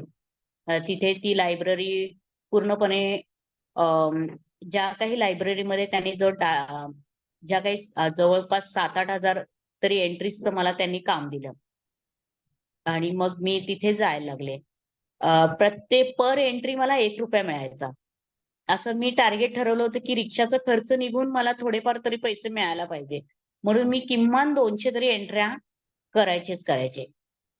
आणि असं करता 2-3 महिने त्यांचं ते काम मी त्यांना पूर्ण करून दिलं. पुढे जाऊन आणि ते काम मी पूर्ण केल्यावर मला त्यांनी सर्टिफिकेट पण दिलं. त्यांच्याकडून मला सर्टिफिकेट मिळालं आणि 2009 नंतर म्हणजे अगदी 10-11 ही 2 वर्षे माझी अशीच घरातच होते. काही फारसा जॉब नाही. मी गव्हर्नमेंट जॉबसाठी खूप प्रयत्न केले. एकदा तर असं झालं, की मी लेखी परीक्षेत पास झाले आणि इंटरव्ह्यूचं जे कॉल लेटर असते, ते मला खूप उशिरा मिळालं. तोपर्यंत इंटरव्ह्यू मुलांचे झाले होते. हा एक खूप माझ्यासाठी दुर्दैवी घटना होती, की अरे मला म्हणजे मी तोही प्रयत्न केला असता. मी इंटरव्ह्यू सुद्धा क्रॅक केला असता. पण ती एक संधी माझ्याकडून गेली आणि पुन्हा मग 2012 साली आमिर खान यांचा सत्यमेव जयते हा कार्यक्रम लागायचा. ज्याच्यामध्ये मी जून 2012ला मी सत्यमेव जयतेमध्ये हेल्पर्स ऑफ द हँडिकॅप या संस्थेची माहिती मला मिळाली आणि तिथे त्यांनी खाली website, email ID, contact number दिलेले होते. त्यातून मला खूप म्हणजे मी म्हटलं आता आपण एक प्रयत्न करायला हरकत नाही. आणि मग माझ्या मैत्रिणीनं माझे सगळे स्कॅन डॉक्युमेंट्स पाठवले, ईमेल केले आणि मला तिथून कॉल लेटर सुद्धा आलं. 26 नोव्हेंबर 2012ला मला त्यांनी इंटरव्ह्यूसाठी बोलवलं आणि इंटरव्ह्यूला गेले आणि जेव्हा मी ते पहिल्यांदा त्या संस्थेत गेले, संस्था पाहिली, माझ्यासाठी हे स्वप्नातलं खरोखरच स्वप्नातलं जग होतं. जे मी इमॅजिन करायचे घरी असताना, की असं पाहिजे, असं नव्हे, असं पाहिजे अपंगांना. म्हणजे तो सगळं काही स्वतःचं स्वतः करू शकतो. त्याला अडथळेच कसे असतील ना. तो स्वतंत्र जगू शकतो आणि ते सगळं तिथलं फर्निचर, तिथले सगळे मोबॅलिटी सगळं खूप खूप छान. मी फारच खुश झाले. पण एक होतं की इंटरव्ह्यू मला तो क्रॅक करायचा होता. आणि आज आपल्या सेशनमध्ये आहेत आपल्या रेखाताई, माझ्या मार्गदर्शक. त्यांनी माझा इंटरव्ह्यू 1 तास घेतला होता आणि त्या इंटरव्ह्यूमध्ये मला मला संध्याकाळी त्यांच्याकडून निरोप आला की इंटरव्ह्यूमध्ये पास झाले आहे आणि मग मला तिथे जॉब मिळाला ॲज अ लायब्ररियन म्हणून. माझ्यासाठी एक आश्चर्याची गोष्ट होती की माझ्याकडे लायब्ररी सायन्सची कुठलीही डिग्री नाही, काहीच नाही. फक्त एक डाटा एंट्रीचं काम केलेलं आहे. परंतु तशाही परिस्थितीत नुसत्या एका विश्वासाने माझे मार्गदर्शक, माझे गुरुवर्य आदरणीय पी.डी. देशपांडे सर, त्यांनी माझ्यावर विश्वास ठेवला की नाही ही करू शकते. आणि त्यांनी हा विश्वास दिला माझ्यावर आणि एक संधी दिली. जर कदाचित म्हणजे मला असं वाटतं ही जर संधी मला मिळाली नसते ना, तर मी इथपर्यंत शिक्षणही पुढची मास्टर डिग्री करू शकले नसते आणि मी मुंबईतच असते. तर मी अत्यंत ऋणी आहे या संस्थेची आणि माझ्या आदरणीय पी.डी. देशपांडे सरांची, की ज्यांनी मला एक संधी दिली आणि मी तिथे जाऊ लागले कामावर. आणि जेव्हा मला सुरुवातीला पाहिलं तर तिथे 3 ते 4 हजार पुस्तकं होती आणि त्यांचं तेवढं मॅनेजमेंट मला करायचं होतं, ज्याचा मला काहीच अनुभव नव्हता. म्हटलं हे आपल्याला याचा शास्त्रीय अभ्यास शिकायला पाहिजे. हा विचार माझ्या मनात आला आणि मग मी याचा शोध घेतला, की YCM मधून मला ऍडमिशन मिळेल का? कारण मला जॉब सोडणं तर शक्य नव्हतं. पूर्ण वेळ कॉलेजला जाणं शक्य नव्हतं. जॉब सांभाळूनच करायचं होतं. मग मी YCMचं केंद्र कोल्हापूरमध्ये विवेकानंद कॉलेजमध्ये आहे. जिथे मला लायब्ररी सायन्स करता येईल ही माहिती मिळाली. आणि मग मी 2014ला बिलीव्हला म्हणजे फर्स्ट इयर लायब्ररी सायन्सचं त्याला मी ऍडमिशन केलं. दर शनिवार, रविवार किंवा दर रविवारचं तर कंपल्सरी मला जावं लागायचं. मग असं करत करत मी माझी नोकरी सांभाळत ते माझं शिक्षण पूर्ण केलं. 2 वर्षाचा तो कोर्स होता. तो मी पूर्ण केला. मास्टर डिग्री मिळाली. सोबतच सोबतच माझी इच्छा होती की नाही आपण आता नेटसेटचे पण क्लासेस करूया. मग पुढे आणखी 6 महिने मी नेटसेटचे क्लास केले. 2016ला माझी मास्टर डिग्री पूर्ण झाली. माझा जॉब सांभाळत मला खूप आनंद आहे की मी फर्स्ट क्लासने पास होऊ शकले. पण त्याच्यात मला बराच अनुभव असा आला की माझे क्लासेस हे खूप वरच्या मजल्यावर असायचे. अगदी 3ऱ्या-4थ्या मजल्यावर असायचे. आणि त्या दरम्यान रेग्युलर मला माझे रिक्षावाले दादा आम्हाला सगळ्यांना मदत करतात. अभिजित दादा, ज्यांनी मला खूप सपोर्ट केला. वरच्या मजल्यापर्यंत नेणं, आणणं 3ऱ्या ते 4थ्या मजल्यावर. कधी-कधी सरच स्वतः म्हणायचे, की तुला आम्ही पुढच्या वर्षी कसं काय ऍडमिशन द्यायचं? तुला तर चालता पण येत नाही. तू कशी काय वर जाणार? ते नेट सेटच्या क्लासला पण असे प्रश्न मला विचारण्यात आले. माझं जेव्हा मास्टर डिग्रीला एमलिपचं वर्ष होतं, फायनल एक्झाम होती, तेव्हा तर इतका कटू अनुभव मला आला, की परीक्षेला मला खूप आता अगदी 10-15 मिनिटं उरलेत आणि मला सांगण्यात आलं, की जिथे तुझं वर्ग आहे, जिथे तुझं सीट नंबर आहे, तू तिथेच बसायचं. आणि तिथे तर जाणं मला शक्यच नव्हतं. कारण ते सेकंड फ्लोअरला होतं आणि मी इथे ग्राउंड फ्लोअरला थांबलीये. आणि तिथून मला असा निरोप येतोय, माझं डोकंच दुखायला लागलं. पेपर तर लिहिणं म्हणजे माझ्यासाठी अशक्य होतं. पूर्ण अर्धा तास मी असे डोक्याला हात लावून होते, की मी आता पेपर लिहिणार आहे कसा? पण एक मामा होते तिथे जे म्हणजे आम्ही नारे सर म्हणतो त्यांना कॉलेजमध्ये. त्यांनी मला प्रोत्साहन दिलं, की बाळ तू नको टेन्शन घेऊस. मी आहे ना, मी तुला मदत करतो. तुझं काही बॅग असेल, कॉपी वगैरे काही नको. तुझी बॅग आम्ही बाहेर ठेवू. तू एकटी इथे वर्गात बसू शकतेस आणि पेपर लिह. आणि खरोखर त्यांनी सपोर्ट केला मला आणि मी खरंच चांगल्या मार्काने या सगळ्यांच्या सपोर्टमुळे पास होऊ शकले. सेटच्या वेळेस सुद्धा मला खूप भयंकर अनुभव आला. सेटच्या वेळेस सुद्धा अ, त्यांनी असं सांगितलं, की "जिथे तुझा वर्ग आहे, तू तिथेच बस." आणि तो नेमका सेकंड फ्लोअरला होता आणि त्या केंद्रातले लोकं आहेत, ते सर जे आहेत सुपरवायझर ते ऐकायलाच तयार नाही. आणि मला परत बसलेली मी बेंचवर बसलेली. मला पुन्हा त्यांनी व्हीलचेअरवर सांगितलं, की "नाही तुम्ही व्हीलचेअरवर बसा आणि ते मॅनेजमेंटवाल्यांना विचारून घ्या." पण मी काय एवढा वेळ नाही थांबू शकत. मला खूप वाईट वाटलं, की एक अर्धा तास आम्हाला जादा मिळतोय, तर हे लोक आमच्यासाठी नाही थांबू शकत आहेत. अ, मग मी पुन्हा बाहेर गेले वर्गाच्या, विचारपूस केली. तर ते म्हणाले, "नाही, सेकंड फ्लोअरला जे सुपरवायझर आहेत तेच तुमच्यासाठी येतील, तुमच्या सह्या घेतील, सगळं होईल, तुम्ही काळजी करू नका." एवढ्या भयंकर परिस्थितीत मी पेपर दिला होता. एवढा फ्रस्ट्रेशन माझ्याकडे होतं. त्या फ्रस्ट्रेशनमध्ये मी माझा एक्झाम दिली आणि आनंदाची गोष्ट माझ्यासाठी अशी होती, की मी सेट क्वालिफाईड झाले. अजून माझा नेटचा अभ्यास चालू आहे. प्रयत्न हाच चालू आहे माझा त्याच्यासाठी.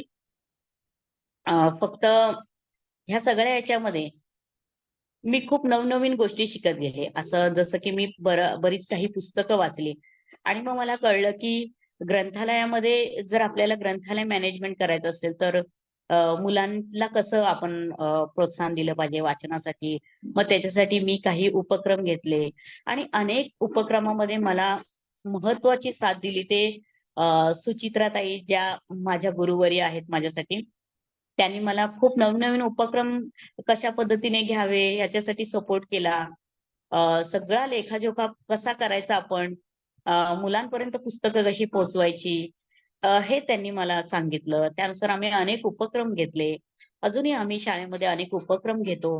अ, सगळ्यात म्हणजे विशेष असा उपक्रम आमच्या ग्रंथालयाचा असा आहे, की इयत्ता 5वी ते 10वी चे जे विद्यार्थी आहेत, त्यांनी जे काही पुस्तक घेतले त्याच्यावर त्यांनी अभिप्राय लिहिणं हे त्यांच्यासाठी आम्ही बंधनकारक ठेवलंय. जेणेकरून त्यांनी काय वाचलंय ते आम्हाला कळावं. आणि 3री ते 4थीच्या विद्यार्थ्यांनी अधिक वाचन करणं, वाचन चळवळीत सहभागी होणं. ज्यांनी अधिक वाचन केलं आहे, अभिप्राय लिहिलेत, अशा मुलांना आम्ही शाळेमध्ये जेव्हा मराठी राजभाषा दिन असतो, तेव्हा प्रोत्साहनपर बक्षिसं देतो. याच दरम्यान मी नवनवीन ॲक्टिव्हिटीज करत गेले, नवीन शिकत गेले, मुलांकडून नवनवीन गोष्टी शिकत गेले. माझ्यासाठी हे संस्थेत आल्यापासून 12 वर्षे कधी गेले, हे माझं मलाच कळलं नाही. कारण मी स्वावलंबी जीवन जगू लागले होते. आनंदित राहू शकले मी तिकडे. अ, आणि पुढे असं झालं, की आणखी एक नवीन टर्निंग पॉइंट माझ्यासाठी मिळाला. तो म्हणजे कोरोनाचा काळ. जेव्हा सगळं ठप्प झालं होतं. लोकांना काय करावं हे सुचत नव्हतं. आणि त्या दरम्यान आणि ऑनलाईनची खूपच बोलबाला होता तेव्हा, ऑनलाईन क्लासेसचा. आणि त्याच दरम्यान मी 2020 साली मी ऑनलाईन व्हॉईस आर्टिस्टचा कोर्स केला. पुण्यातल्या एक आहेत ए-के स्टुडिओ येथून म्हणजे केदार आठले यांचं ते क्लासेस आहेत. तिथे मी कोर्स केला आणि मला खूप काही अधिक मला नॉलेज मिळालं त्यांच्याकडून. त्याच दरम्यान कसं झालं, की 2014 पासून मला ई-साहित्य प्रतिष्ठान येथून जे काही ई-साहित्य प्रतिष्ठान ही एक वैश्विक संघटना आहे, ज्याच्यामध्ये जे काही नवोदित लेखक असतात, त्यांना प्रोत्साहन दिलं जातं. आणि असे जे ई-साहित्यवर जे वेबसाईटवर जी काही पुस्तकं प्रकाशित होतात, त्यांची मला कायम माहिती यायची, ईमेल्स यायचे. आणि मग मी एक दिवस विचार केला, की ह्यांच्या ईमेलमध्ये काही कानगोष्टी ह्यांच्या विभागात कानगोष्टी पण एक विभाग आहे, तर आपण त्याच्यासाठी ट्राय करूया. आणि म्हणून मी त्यांना एक ईमेलद्वारे कळवलं, की मला तुम्ही ऑडिओ बुक करण्यासाठी संधी द्याल का?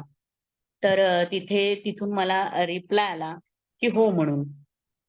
आणि माझे जे आमच्या ई साहित्य प्रतिष्ठानचे अध्यक्ष माझे गुरुवर्य आदरणीय सुनील सामंत सर, त्यांनी माझी ऑडिओ बुकसाठी निवड केली.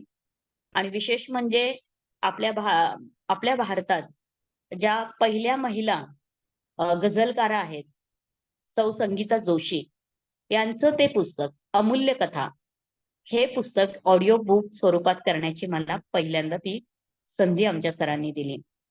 आणि मी त्यावेळी असं असायचं की म्हणजे मी हॉस्टेलमध्ये असायचे राहायला. हॉस्टेलमध्ये आवाज येणं वगैरे हे साहजिकच आहे. मग मी ऑडिओ बुक कसं करणार? तर तेव्हा मग मी शाळेची संस्था चालकांची परमिशन घेऊन शाळेत सकाळी लवकर शाळेमध्ये मी रात्री शक्य नाही कारण मुली सगळ्या रूममध्ये झोपलेल्या असायच्या. मग दररोज सकाळी लवकर जाऊन 2 तास ऑडिओ बुकसाठी मी प्रयत्न करायचे. हे असे अनेक किस्से घडायचे की जेव्हा मी ऑडिओ बुक करायला बसले, की काहीतरी कुत्र्यांचे आवाज हे ठरलेलेच असायचे. त्यातून मी 3-4 वेळा अगदी काही वेळेस 7-8 वेळा ऑडिओ करून ती मला साजेशी वाटली तरच मी त्याची ओके म्हणून मग नंतर मी त्या लेखिकेंना त्यांना पाठवत होते. असं करत करत माझं पहिलं ऑडिओ बुक प्रकाशित झालं ई साहित्याच्या वेबसाईटवर. आणि मग सामंत सरांनी माझ्यात काहीतरी वेगळा स्पार्क पाहिला आणि ते म्हणाले की तू ह्या कानगोष्टी विभागाची संचालक म्हणून काम कर. माझ्यासाठी म्हणजे धक्कादायक, मी एवढं मोठं डिपार्टमेंट कसे काय सांभाळणार? तर सर म्हणाले नाही तू ते करू शकतेस. आणि सरांनी माझ्यात आत्मविश्वास निर्माण केला. पुढे जाऊन असा आमचा एक व्हॉट्सअप ग्रुप तयार झाला ज्याच्यात नवोदित लेखक, नवोदित अभिवाचक, अनेक अनुभवी अभिवाचक लेखक यांचा हा तो ग्रुप आहे. तिथे मी ऍडमिन म्हणून काम करते. तिथे मला अनेक अभिवाचक आहेत जे अनेक पुस्तकांसाठी मला विचारतात. आणि मग त्यांच्यासाठी आधी मी त्यांचा आवाज ऐकून मग त्यांची निवड झाली तर त्यांना कळवते. असं करून करून आतापर्यंत मी 50 भर तरी ऑडिओ बुक्स प्रकाशित केले आहेत. आणि माझ्या आवाजात जवळपास 7 ऑडिओ बुक्स प्रकाशित झालेत. आणि 8वं पुस्तक ते जरा सध्या गुलदस्त्यात आहे. या ऑडिओ बुक करताना म्हणजे ई साहित्याच्या अनेक दिग्गज लोकांबरोबर माझ्या ओळखी झाल्या. मला नवीन प्लॅटफॉर्म मिळाला. मला खूप आनंद वाटायचा की मला साइड बाय साइड माझ्या आवडत्या क्षेत्रात मला काम करता येतंय. मला मी उत्साही असायचे, आनंदी असायचे. आणि अजूनही मी ते करते खूप आनंदाने. पुढे मागे सरांनी म्हणजे आमच्या सामंत सरांनी मला सांगितलं की आपण एक काम करूया, आपलं एक YouTube चॅनेल काढूया. आणि मग मी अगदी प्रोफेशनल पद्धतीनं ई साहित्याचं YouTube चॅनेल काढलं. आणि त्याच्यामध्ये बरीच जे आधी प्रकाशित ऑडिओ बुक्स आहेत आणि इथून पुढे जे काही ऑडिओज आहेत त्याचं व्हिडिओ स्वरूपात करण्याचं काम मी करते आणि तिथे अपलोड करते. तर तिथे मी ऍडमिन म्हणून सुद्धा काम करते. हेल्पर्स हे माझ्यासाठी खूप अविस्मरणीय असं माझ्यासाठी तो क्षण आहे की जिथे आल्यानंतर आपल्यात ऊर्जा असते, आपल्यात सगळं असतंय, पण हे सांगायला कोणीतरी हवं असतंय. आणि ते काम, आपल्यातली कला ओळखण्याचं काम हेल्पर्स करते.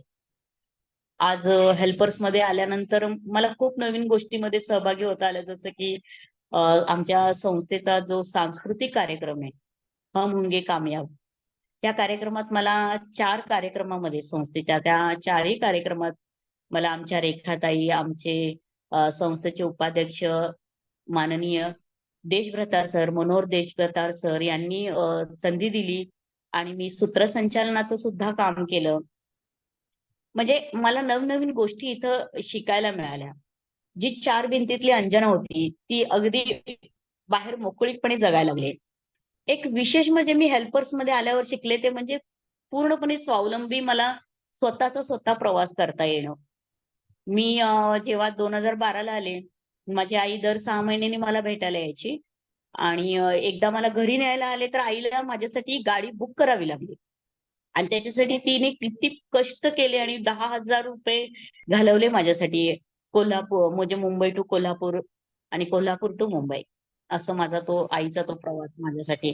मग मला वाईट वाटायचं की आईचे एवढे पैसे जातात आहे, माझा मी प्रवास कधी शिकणार? आणि मग एकदा असा केला प्रयत्न आणि मी स्वतः कोल्हापूर टू मुंबई एसटीने प्रवास केला. एसटीच्या प्रवासाचे पण खूप वेगळे वेगळे अनुभव आहेत माझ्यासाठी, की बऱ्याच वेळा कंडक्टर च ओरडणं असायचं, की "बाबा काय हे? एवढी बॅग, हे व्हीलचेअर, तुम्हाला मदतनीस आहे, घरात तुला कोण आलंय का?" अरे घरातलंच आणायचं असेल तर मग घरच्यांना अडवून ठेवण्यात काय अर्थ आहे ना? आम्हाला पण तर स्वातंत्र्य आहे ना कुठेतरी फिरण्याचं. मला खूप राग यायचा. एकदा तर गाडी बंद पडली. एसटी मध्येच बंद पडली मुंबईला जाताना आणि सगळी माणसं आपली उतरून खाली गेली. मी एकटीच त्या बंद गाडीत बसले. आता करायचं काय? आणि ड्रायव्हर म्हणाले, की "गाडी काय आता दुरुस्त लवकर होणार नाही. तुम्हाला उतरावं लागेल." आणि भर रस्त्यात मी उतरले. भर रस्त्यात उतरून माझ्यासाठी हे खूप मोठं चॅलेंजिंग होतं. तिथून उतरून दुसऱ्या एसटीमध्ये बसणं, ते पण घसरत-घसरत जायचं. आणि मग मी दुसरी एसटी पकडली. तिथे बसले. मी मदत मागितली. माझी व्हीलचेअर घसरते खाली, कोणीतरी बांधून द्या. तर ती लेडीज कंडक्टर होती, ती मलाच ओरडायला लागली. "अरे स्वतःचं स्वतःला हे होत नाही, तर तुम्ही येताय कशाला? प्रवास कशाला करताय?" मला इतका राग आला. शेवटी काही माणसं असतात या जगात. काही लोकं मला मदतीला आली आणि त्यांनी माझी व्हीलचेअर बांधून ठेवली एका दोरीने, जेणेकरून ती खाली घसरू नये. पण त्या गोष्टी माझ्यासाठी महत्त्वाच्या नव्हत्या. माझ्यासाठी महत्त्वाचं होतं, की मी स्वतः प्रवास करायला शिकले. स्वतः बाहेर फिरायला शिकले. जे मी घरी असताना घरातलं कोणतरी असेल तरच मी बाहेर जाऊ शकत होते. कुठल्या शुभ कार्यात मी जायचे नाही. अ, कारण आईला हजार प्रश्न लोकं विचारायचे, हिचं असं कसं काय झालं वगैरे. म्हणून मी कुठल्या कार्यक्रमात सहभाग घेत नव्हते. पण इथे आल्यावर मला एक स्वातंत्र्य मिळालं. म्हणजे हे पूर्ण आमचं जे हॉस्टेल आहे, जे तिथलं वातावरण आहे, ते पूर्णतः अडथळा विरहित आहे. आणि खरंच जर आम्हाला अडथळेच नसेल, तर आम्ही खूप काही करू शकतो. आणि तसं माझ्यात हे बदल होत गेले. मला एवढंच वाटतं, की भविष्यात मी खरोखर आर्थिकदृष्ट्या अगदी खूप चांगली स्वावलंबी व्हावी. आर्थिकदृष्ट्या मी खूप चांगली पद्धतीनं माझं आणखी जीवन जगावं आणि मी माझ्या आईबरोबर माझे असं स्वप्न आहे, की माझ्या आईबरोबर मी असं मला कोल्हापूरमध्येच एखादं स्वतःचं घर असावं, ज्याच्यामध्ये माझी आई माझ्यासोबत असावी. जी आता मुंबईला असते आणि मी इथे जॉब निमित्त कोल्हापूरला आहे. तर ते एक मला कायम वाटतं, की माझ्या आईनं माझ्यासोबत राहावं. सध्या मी एक वेगळा प्रयोगही यावर्षी केलाय, की मी हॉस्टेलमध्ये असताना सगळं काही आपल्याला मिळतंय. फक्त जेवणाची बेल झाली, की जेवायला जायचं. बाकी काही काम करत नव्हते. पण आता एवढ्या 12 वर्ष खूप आराम केलाय.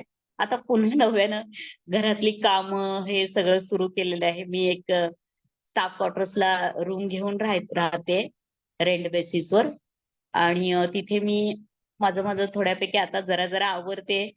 खूप वर्षांचा गॅप पडलाय सगळ्या स्वयंपाकापासून, आवरण्यापासून. आता हे मी टप्प्या करते. तर म्हणजे असं असं वेगळा बदल हेल्पर्सने माझ्यामध्ये केला आहे. ही एक अशी संस्था आहे, की अपंगांना एक संधी देते आणि त्यांच्यातल्या क्वालिटीज ओळखून त्यांना त्या गोष्टीची त्यांना संधी देण्याचं काम हे आमची संस्था करते.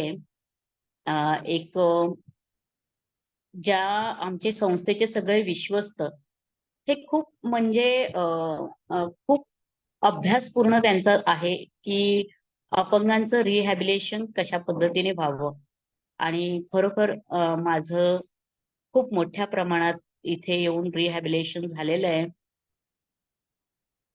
एवढंच सांगेन मी. धन्यवाद.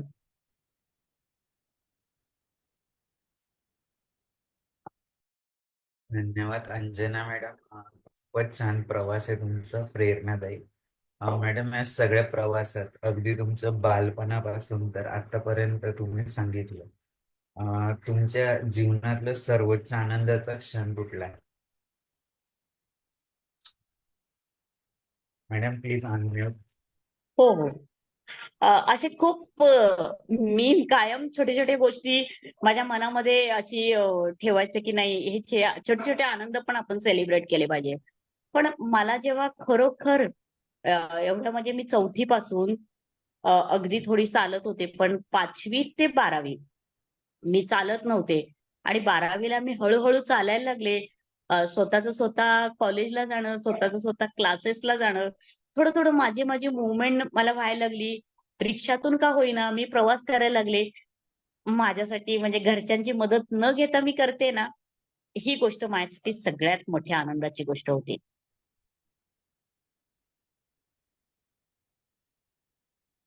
खूपच छान मॅडम. याच्या अगदी विरुद्ध, की असं कुठलं वेदनादायक क्षण की जो तुम्ही कधीच विसरू शकत नाही. तुम्ही भरपूर क्षण सांगितले तरी त्यातल्या त्यात तुम्ही तुमच्या प्रवासात भरपूर अशा घटना घडल्या की ते वेदनादायीच होत्या. पण त्यातल्या त्यात सर्वात वर्स्ट अशी कुठली घटना त्याबद्दल सांगा. हो, म्हणजे मी मगाशी सांगितलं जसं की वडिलांनी माझ्यासाठी खूप कष्ट केले आणि खूप म्हणजे खूप कष्ट केले त्यांनी आणि अगदी माझं शिक्षणही पूर्ण नाही झालं. अगदी माझं शालेय वय आहे आणि तेव्हाच माझे वडील मला सोडून गेले. ज्या वडिलांनी माझ्या शिक्षणासाठी कितीतरी शाळा शोधल्या आणि माझ्या शाळेच्या मीटिंग पासून सगळ्या गोष्टीत माझे वडील माझ्या कायम सोबत असायचे. तर किमान माझं ग्रॅज्युएशन पर्यंत शिक्षण त्यांनी पाहिलं असतं ना, त्यांना खूप मोठा आनंद मिळाला असता. पण त्या ह्याच्यामध्ये ते नाहीत. ही माझ्यासाठी खूपच दुःखद घटना आहे माझ्यासाठी. आणि अंजना मॅडम, या सगळ्या प्रवासात जसं एखादा दिवा पेटायला एका छोट्याशा ठिणगीची गरज असते, जसं तुम्ही म्हणजे तुमचा पहिला जॉब होता ऑपरेटर म्हणून, डेटा एंट्री ऑपरेटर एका लायब्ररीत चेतना कॉलेजच्या. आणि आता तुम्ही एक ऑडिओ बुक्स पर्यंत किंवा एका शाळेचं लायब्ररी मॅनेजमेंट करण्यापर्यंतचं काम करताय. तर या सगळ्या प्रवासात तुमचं असं काय तुम्हाला वाटलं की मला हीच करिअर निवडायचं, याबद्दल पण थोडक्यात सांगा ना. खरं तर लायब्ररियन हेच करिअर निवडावं असं मला म्हणजे माझ्याकडे ही संधी हेल्पर्समधून आली. हेल्पर्समुळे आली. कारण मी चेतनामध्ये जेव्हा डाटा एंट्रीचं काम केलं तेव्हा या कोर्सबद्दल विचारलं. मग तेव्हाही लोकांनी मला असं सांगितलं, की "अरे, तू तर अपंग आहेस आणि तू काय हा कोर्स करणार?" पण तेव्हा मग मला तो कोर्स नाही करता आला आणि आता इथं आल्यावर यामध्ये या क्षेत्रात अधिक जाणून घेण्याची इच्छा माझ्यात निर्माण झाली, जेव्हा मला जबाबदारी आली माझ्यावर. एवढ्या 3,000 ते 4,000 आत्ता जवळपास ग्रंथालयात, शालेय ग्रंथालय असून 10,500 पुस्तकं आहेत. तेव्हा 3,000-4,000 पुस्तकं होती. तर ते त्याचं सखोल ज्ञान मला मिळावं. म्हणजे आणि ते ज्ञान मला मुलांपर्यंत पोहोचवता यावं, म्हणून मग मी या क्षेत्राची अगदी सखोल अभ्यास करण्याचा निर्णय घेतला. खूप छान अंजना मॅडम. जसं की तुम्ही तुमचा संपूर्ण प्रवास जो आमच्यासोबत शेअर केला, तर हे खरोखर एक प्रकारे तुमचं डेडिकेशन आहे प्रत्येक कामाबद्दल, प्रत्येक घटनेबद्दल. आणि निश्चितच ते अगदी सेवा आणि समर्पणाच्या भावनेतूनच आहे. माझ्या मनात अजून भरपूर प्रश्न आहे, पण आपल्यासोबत जे श्रोते आहेत त्यांना पण हा मंच खुला करूया. मी सर्वात आधी वसंत संकेत सर, की जे सर्वात सिनियर आहेत, त्यांना विनंती करतो की त्यांनी अनम्यूट करून बोलावं. नंतर आपण सर्वांसाठी मंच खुला करूया. संकेत सर, प्लीज अनम्यूट.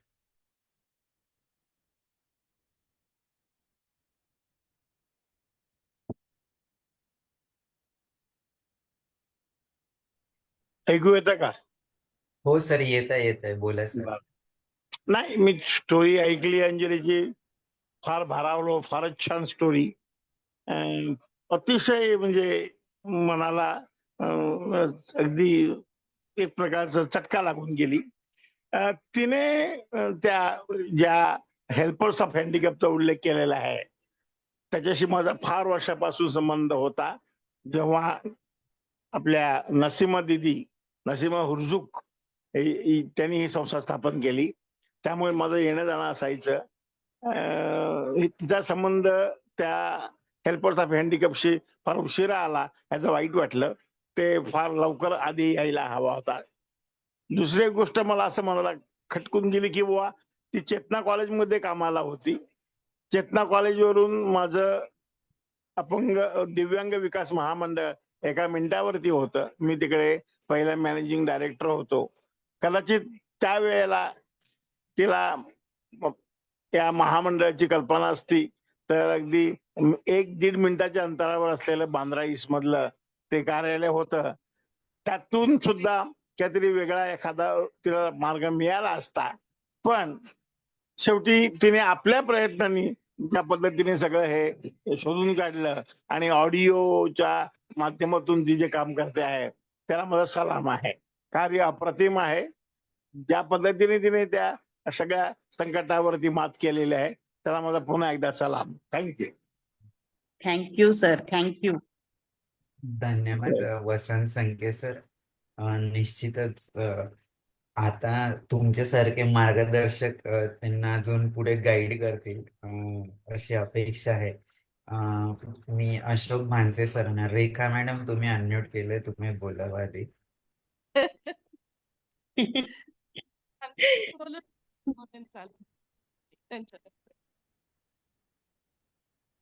बोला ना रेखा मॅडम.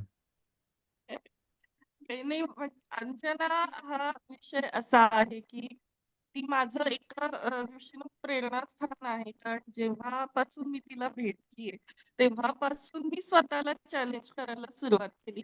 तोपर्यंत माझं सगळं थंड थंड चाललं होतं, पण ही इतकी धडकते जाऊन प्रत्येक प्रॉब्लेम्सना आणि त्यातून ती जे काही मार्ग काढते ते मला त्याचं खूप नेहमीच अप्रूप वाटतं. म्हणजे प्रत्येक वेळेला राखेतून तिनं स्वतःला सिद्ध केलेलं आहे.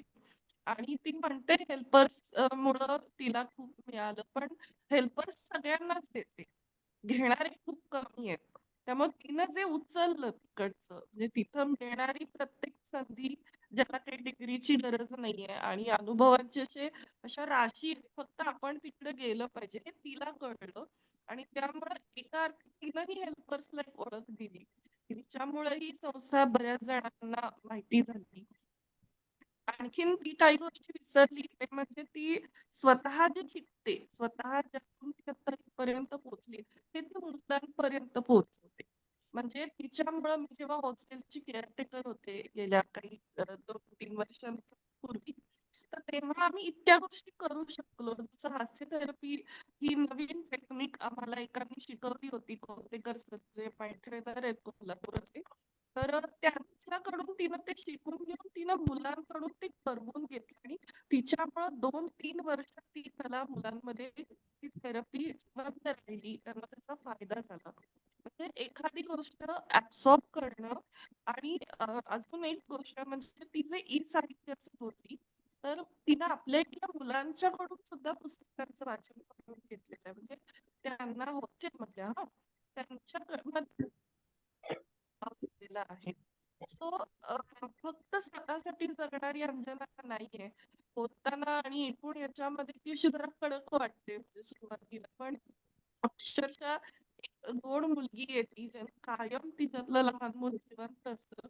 आणि मला ज्या लोकांबरोबर काम करायला भन्नाट मजा येते त्यात अंजनाचा क्रमांक नेहमी वरती असतो. So proud of you Anjana. आणि आय टेकिंग द ऍडव्हान्टेज की आज सुनीता पवार मॅडम आपल्याकडे आहेत आणि सुनीता पवार मॅडमचा आज वाढदिवस आहे. सो मॅम, सगळ्यांकडून तुम्हाला खूप शुभेच्छा आणि तुलाही पुढच्या कामात खूप शुभेच्छा भेटतात. थँक्यू रेखाताई, थँक्यू सो मच. माझ्या मार्गदर्शक आहात तुम्ही कायम.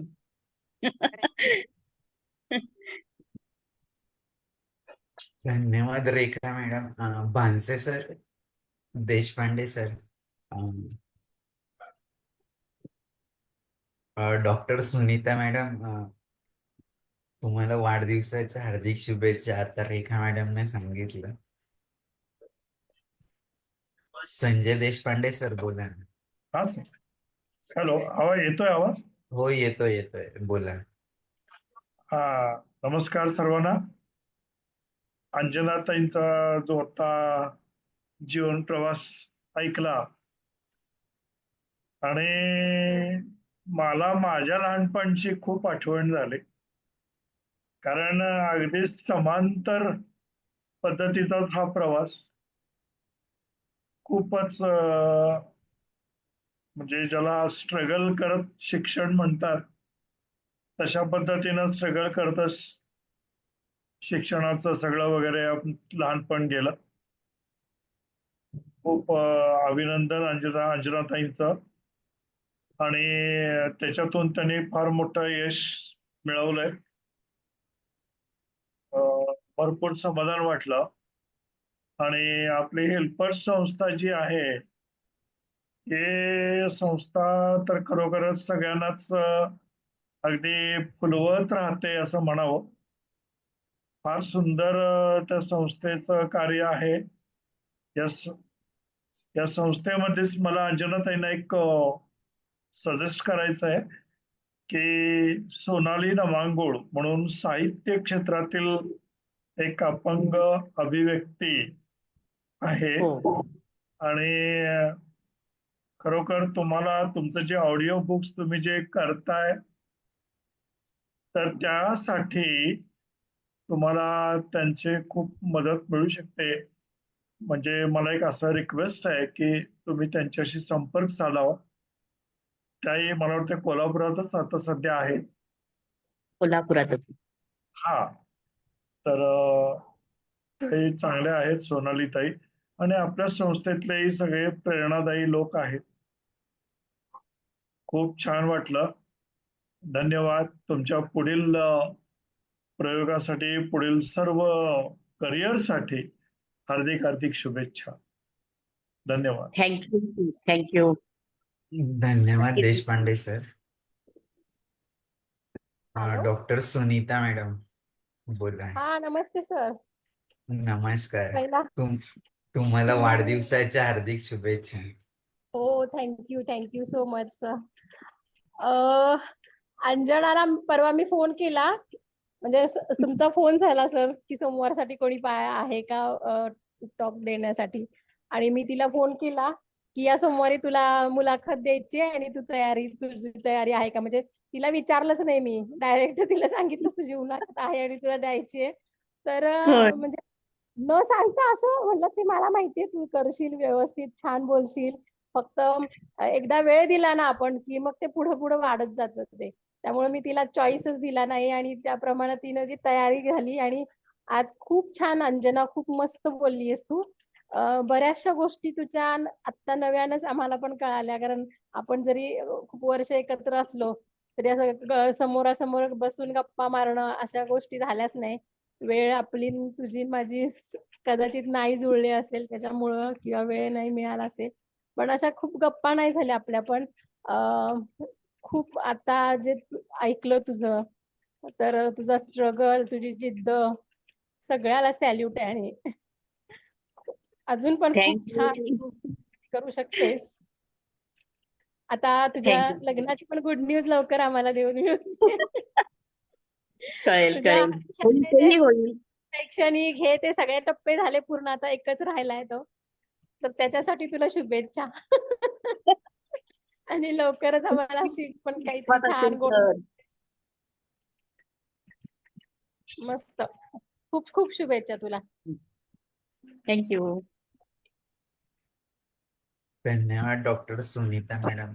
तेजश्री मॅडम, भानसे सर बोला. तेजश्री मॅडम. हॅलो. हा, नमस्कार तेजश्री मॅडम बोला. नमस्कार सर. डॉक्टर मॅडम, वाढदिवसाच्या खूप शुभेच्छा. हॅलो. थँक्यू ताई, थँक्यू सो मच. स्टेटस बघा. बरं, ठीक आहे. अंजना, हॅलो. हा, बोला ना. तुझ्या सगळ्या प्रवासाचं थोडंफार साक्षीदार हेल्पर्स पासूनचे आम्ही आहोतच. संस्थेनं सांगितलं रेखानं तसं बऱ्याच जणांना काय काय दिलं. कोणी त्याचा फायदा करून घेतय, कोणी स्वतःपुरतं घेतय, कोणी इतरांना देतय. मी फक्त तुला एवढं सांगू इच्छिते की म्हणजे आता तू आहेसच इतरांसाठी वगैरे काही काही करतेस मुलांसाठी, तर भविष्यात सुद्धा तू ते आपलं लय भारी उपक्रम जसा राबवलास तसे अनेक लोकांना पण ट्रेन कर आणि भविष्यात सुद्धा संस्थेच्या मुलांसाठी प्रयत्नशील राहशीलच अशी अपेक्षा ठेवते संस्थेच्या वतीनं. आणि तुझ्या पुढच्या प्रवासाला खूप खूप शुभेच्छा. थँक्यू. नक्कीच प्रयत्न करेन. ओके. धन्यवाद तेजश्री मॅडम. बांसे सर, स्वाती मॅडम तुम्ही अनम्यूट केलं होतं. हा सर. नमस्कार, बोला हॅलो. मॅडम. हा, हा, अंजना आमच्या गोष्टीचा अभिमान आहे तिच्यामुळेच तुमचा म्हणजे जर आवाज ब्रेक होतोय, जरा पुन्हा बोललं.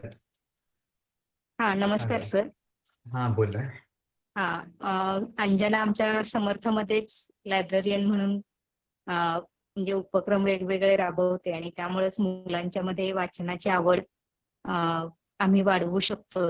याबाबत आम्हालाही खूप आनंद होतोय आणि तिचे उपक्रम, तिचा कॉन्फिडन्स यामुळं मुलांचा आवडता विभाग म्हणजे आमचं वाचनालय आहे शाळेचं. आणि जे जे उपक्रम सांगितले म्हणजे अगदी मुलांपर्यंत मुलांमध्ये मिसळून हे सगळं म्हणजे ही वाचन चळवळ असेल आणि वाचन संस्कृती आम्ही मुलांपर्यंत पोहोचवण्याचा जो प्रयत्न करतोय त्यामध्ये म्हणजे तिचा खूप मोठा वाटा आहे त्यामध्ये. आणि म्हणजे वाचन वाढवण्यासाठी खूप छान उपक्रम ती घेते आणि तिच्या ज्या वेगवेगळ्या आयडियाज आहेत त्या म्हणजे आम्हालाही शिक्षकांनाही त्यामधून बरंच शिकण्यासारखं असतं आणि म्हणजे तोही सपोर्ट ती आम्हाला करते. म्हणजे अगदी टेक्नॉलॉजी मधलं असेल किंवा काही साहित्याचं जे सांगितलं तिनं, तर या सर्व म्हणजे आमच्याकडच्या फॅसिलिटीजचा वापर करून मुलांपर्यंत या गोष्टी पोहोचवण्याचा ती खूप छान प्रयत्न करते. आणि म्हणजे आपण म्हणू की म्हणजे थोडासा स्वभाव जरी तिचा कडक वाटत असेल तरी तिनं छान म्हणजे मुलांमध्ये ती मिक्स झाली आणि अगदी फणसाची उपमा तिला देता येईल असं मला तरी वाटतं. आणि आता खूप छान पद्धतीनं तिनं मुलाखत दिली त्याबद्दल अंजनाचे खूप खूप आभार. आणि आपणही म्हणजे तिला संधी दिली त्याबद्दल आपलेही आभार. धन्यवाद. Thank you madam. तुमच्या प्रोत्साहनामुळेच मी एवढं करू शकते मॅडम. धन्यवाद Swati madam. Bhanse sir. Madam नमस्कार. नमस्ते. सर्वांना नमस्कार माझा. नमस्ते. मॅडम मी तुमचा आता जीवन संघर्षमय प्रवास ऐकला आणि खरोखर दिव्यांगांनाच नाही तर इतरांना सुद्धा प्रेरणादायी प्रवास आहे तुमचा. आणि थँक्यू. आता समोर तुम्ही नेट परीक्षा वगैरे द्यायसाठी तुम्हाला खूप खूप शुभेच्छा. Thank you sir. थँक्यू. धन्यवाद भानसे सर. सारिका मॅडम.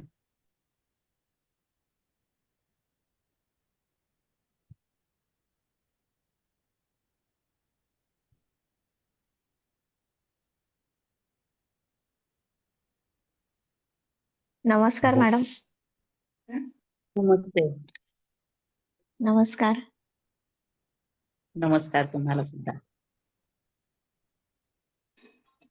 माझा प्रश्न नाही काही तुम्हाला, फक्त तुमच्या पुढील प्रवासासाठी खूप खूप शुभेच्छा. खूपच संघर्षमय जीवन प्रवास होता तुमचा आणि खूपच प्रेरणादायी सुद्धा. खूप खूप शुभेच्छा मॅडम तुम्हाला. थँक्यू. Thank you so much. धन्यवाद सारिका मॅडम. अर्षद जी अनम्यूट करून बोला. प्रेरणा कांबळे.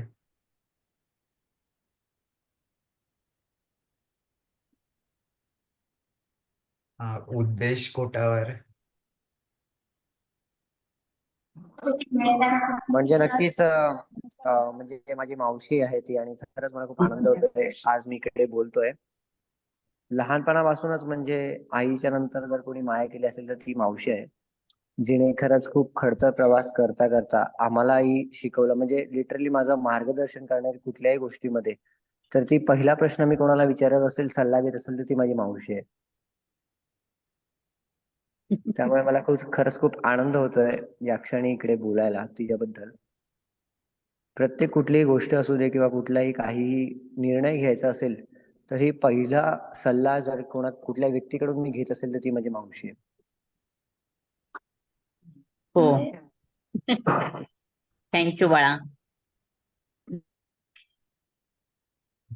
खूप खूप धन्यवाद हर्षदजी. प्रेरणा कांबळे, उद्देश कोठावर. नमस्कार सर. नमस्कार, बोला उद्देश. आवाज येतोय माझा सर? हो येतोय, बोल. येतोय, बोला.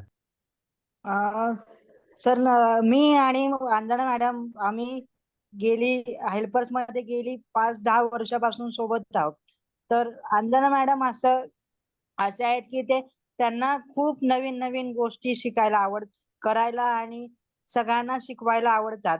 आणि मॅडमांचा प्रवास तर खूपच खडतर होता. ज्या खडतर प्रवासातनं त्या आल्या आणि त्यांनी जे काय अचीव्ह केलं हेल्पर्स मध्ये येऊन, त्यावेळेस त्यांनी पण नव्हतं असं अनुभवलं की मी काहीतरी अचीव्ह करेल. ज्यावेळी त्या हेल्पर्स मध्ये आल्या त्यावेळी नुसतं लायब्ररियन साठी इंटरव्ह्यू झाल्या होत्या.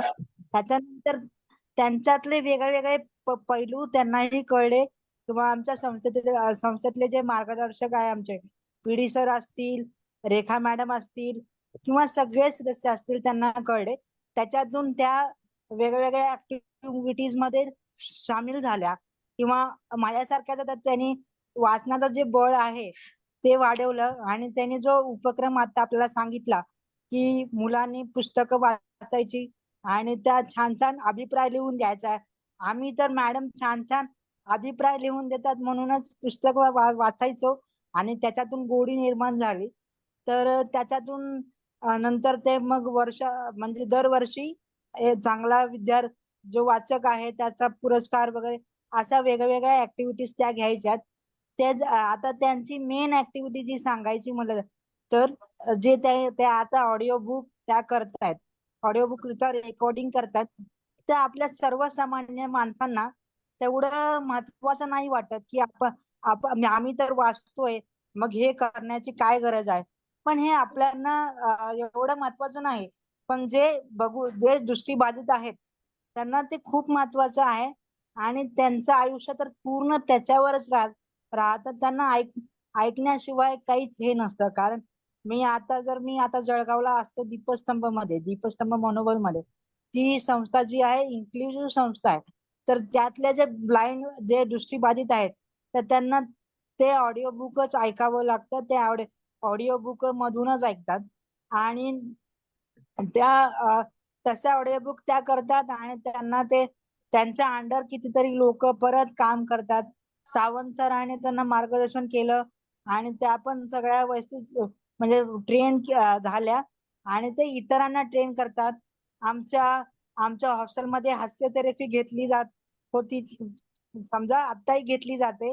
त्या मुलांना काहीतरी नवीन नवीन कळावं म्हणून त्या पुस्तक वाचन करायच्या स्वतः आणि ते पुस्तक वाचन करून त्या पुस्तकांचा व्हिडिओ अभिप्राय म्हणजे माझ्यासारखे जे व्यक्ती असतात तर ते अभिप्राय लिहू वगैरे शकत नाहीत.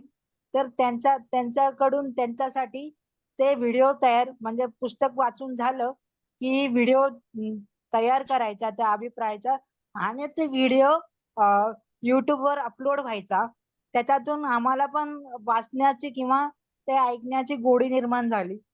एखादी गोष्ट उपक्रम जे मुलांचे घ्यायचे असतात त्यांना काहीतरी आपण म्हणतो ना, जर मुलांनी जर एखादी चांगली गोष्ट केली तर आपण काहीतरी चॉकलेट वगैरे देतो.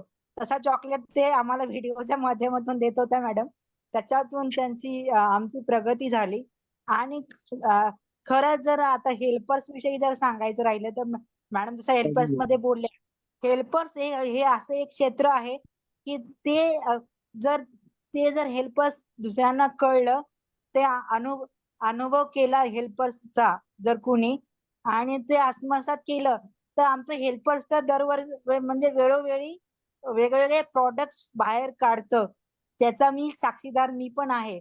त्यांनी मला पण खूप साथ दिली. हेल्पर्स तर खूप काही करतं पण घेणारे खूप कमी असतात, देणारे पण कमी असतात.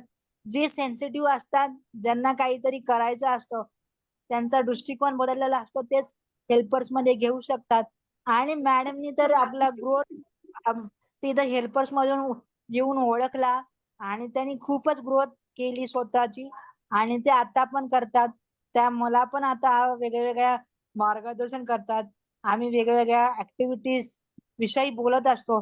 आमचा तर महिन्यातून एकदा कॉल होतोच. मॅडम विषयी हो. बोलावं तेवढं कमी आहे. मॅडम खूप खूप शुभेच्छा तुम्हाला पुढील वाटचालीसाठी.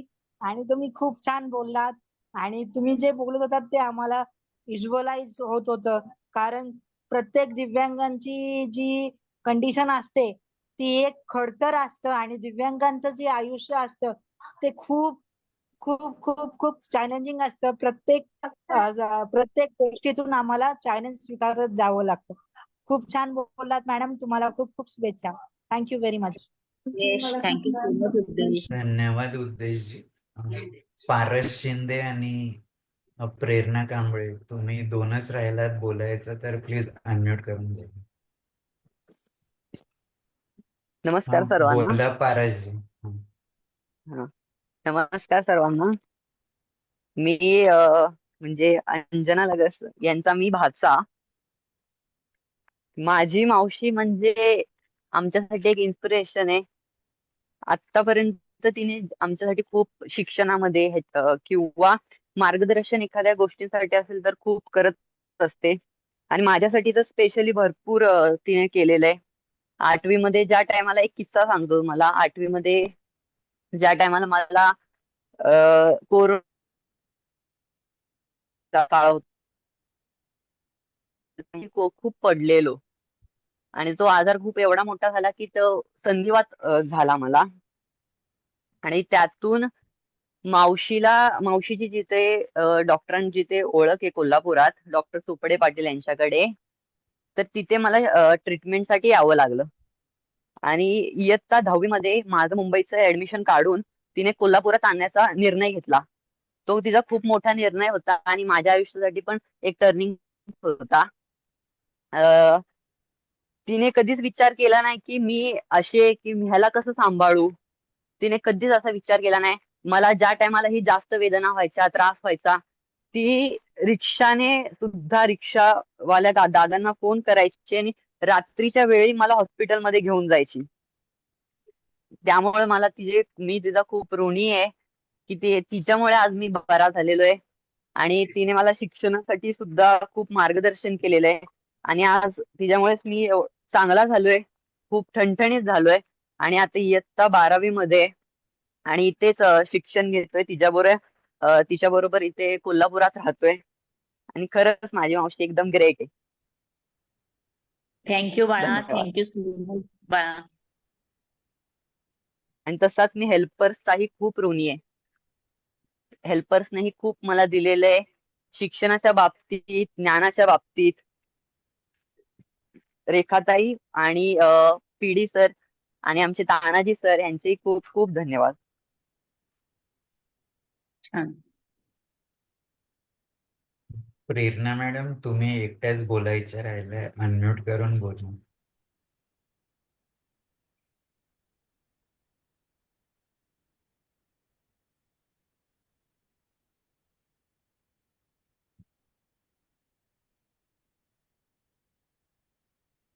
त्यांना अनम्यूट नाही करता येत. अंजना मॅडम, खूपच तुमचा प्रेरणादायी असा प्रवास तुम्ही आमच्यासोबत शेअर केला.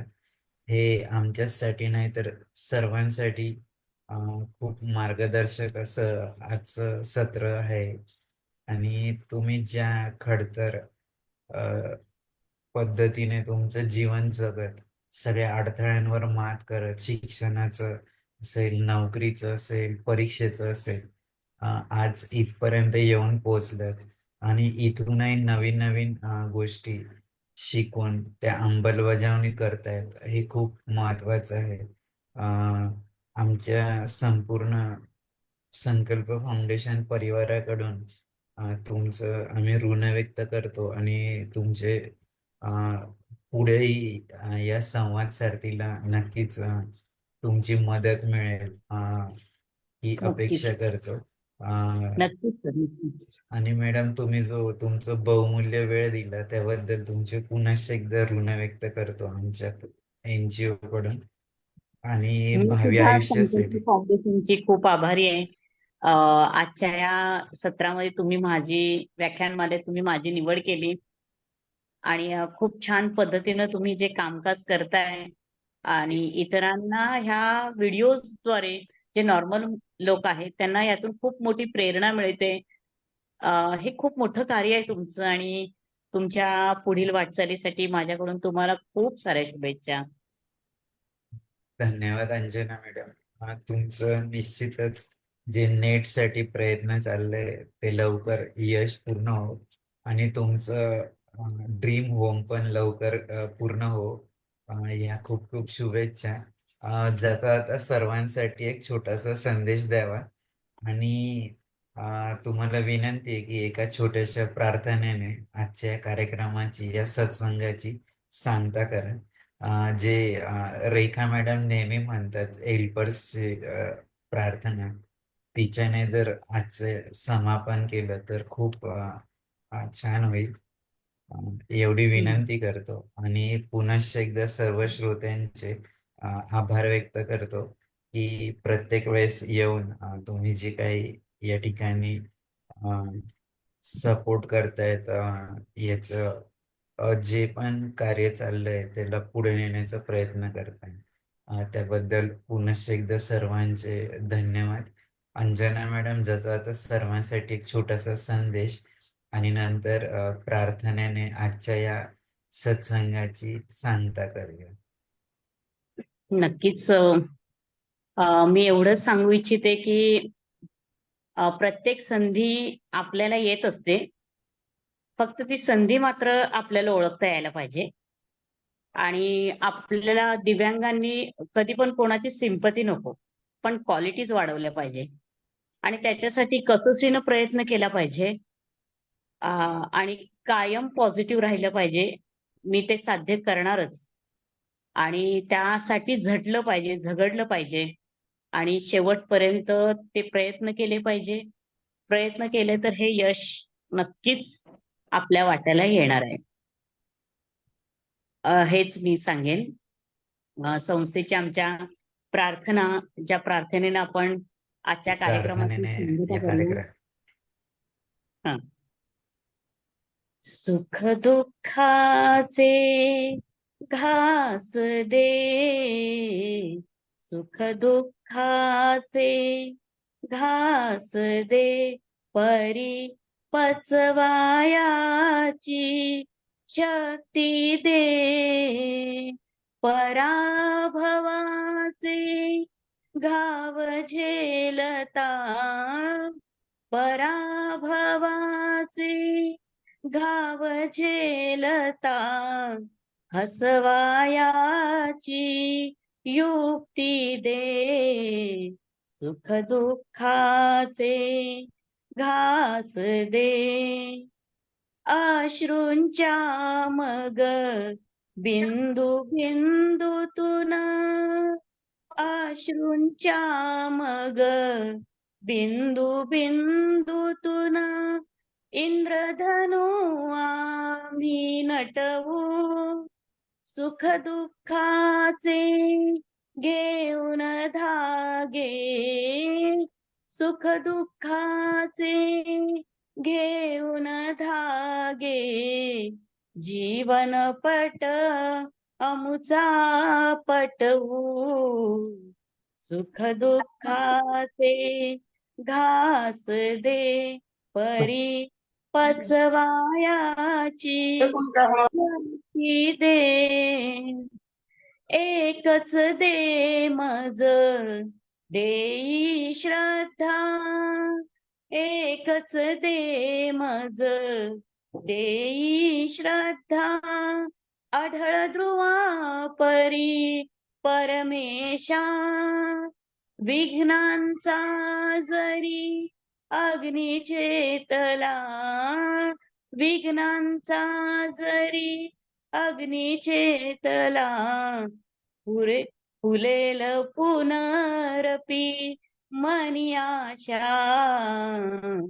सुख दुःखाचे घास दे, सुख दुःखाचे घास दे, परी पचवायाची शक्ती दे, पराभवाचे घाव झेलता, पराभवाचे घाव झेलता, पचवायाची शक्ती दे, सुख दुःखाचे घास दे, सुख दुःखाचे घास दे.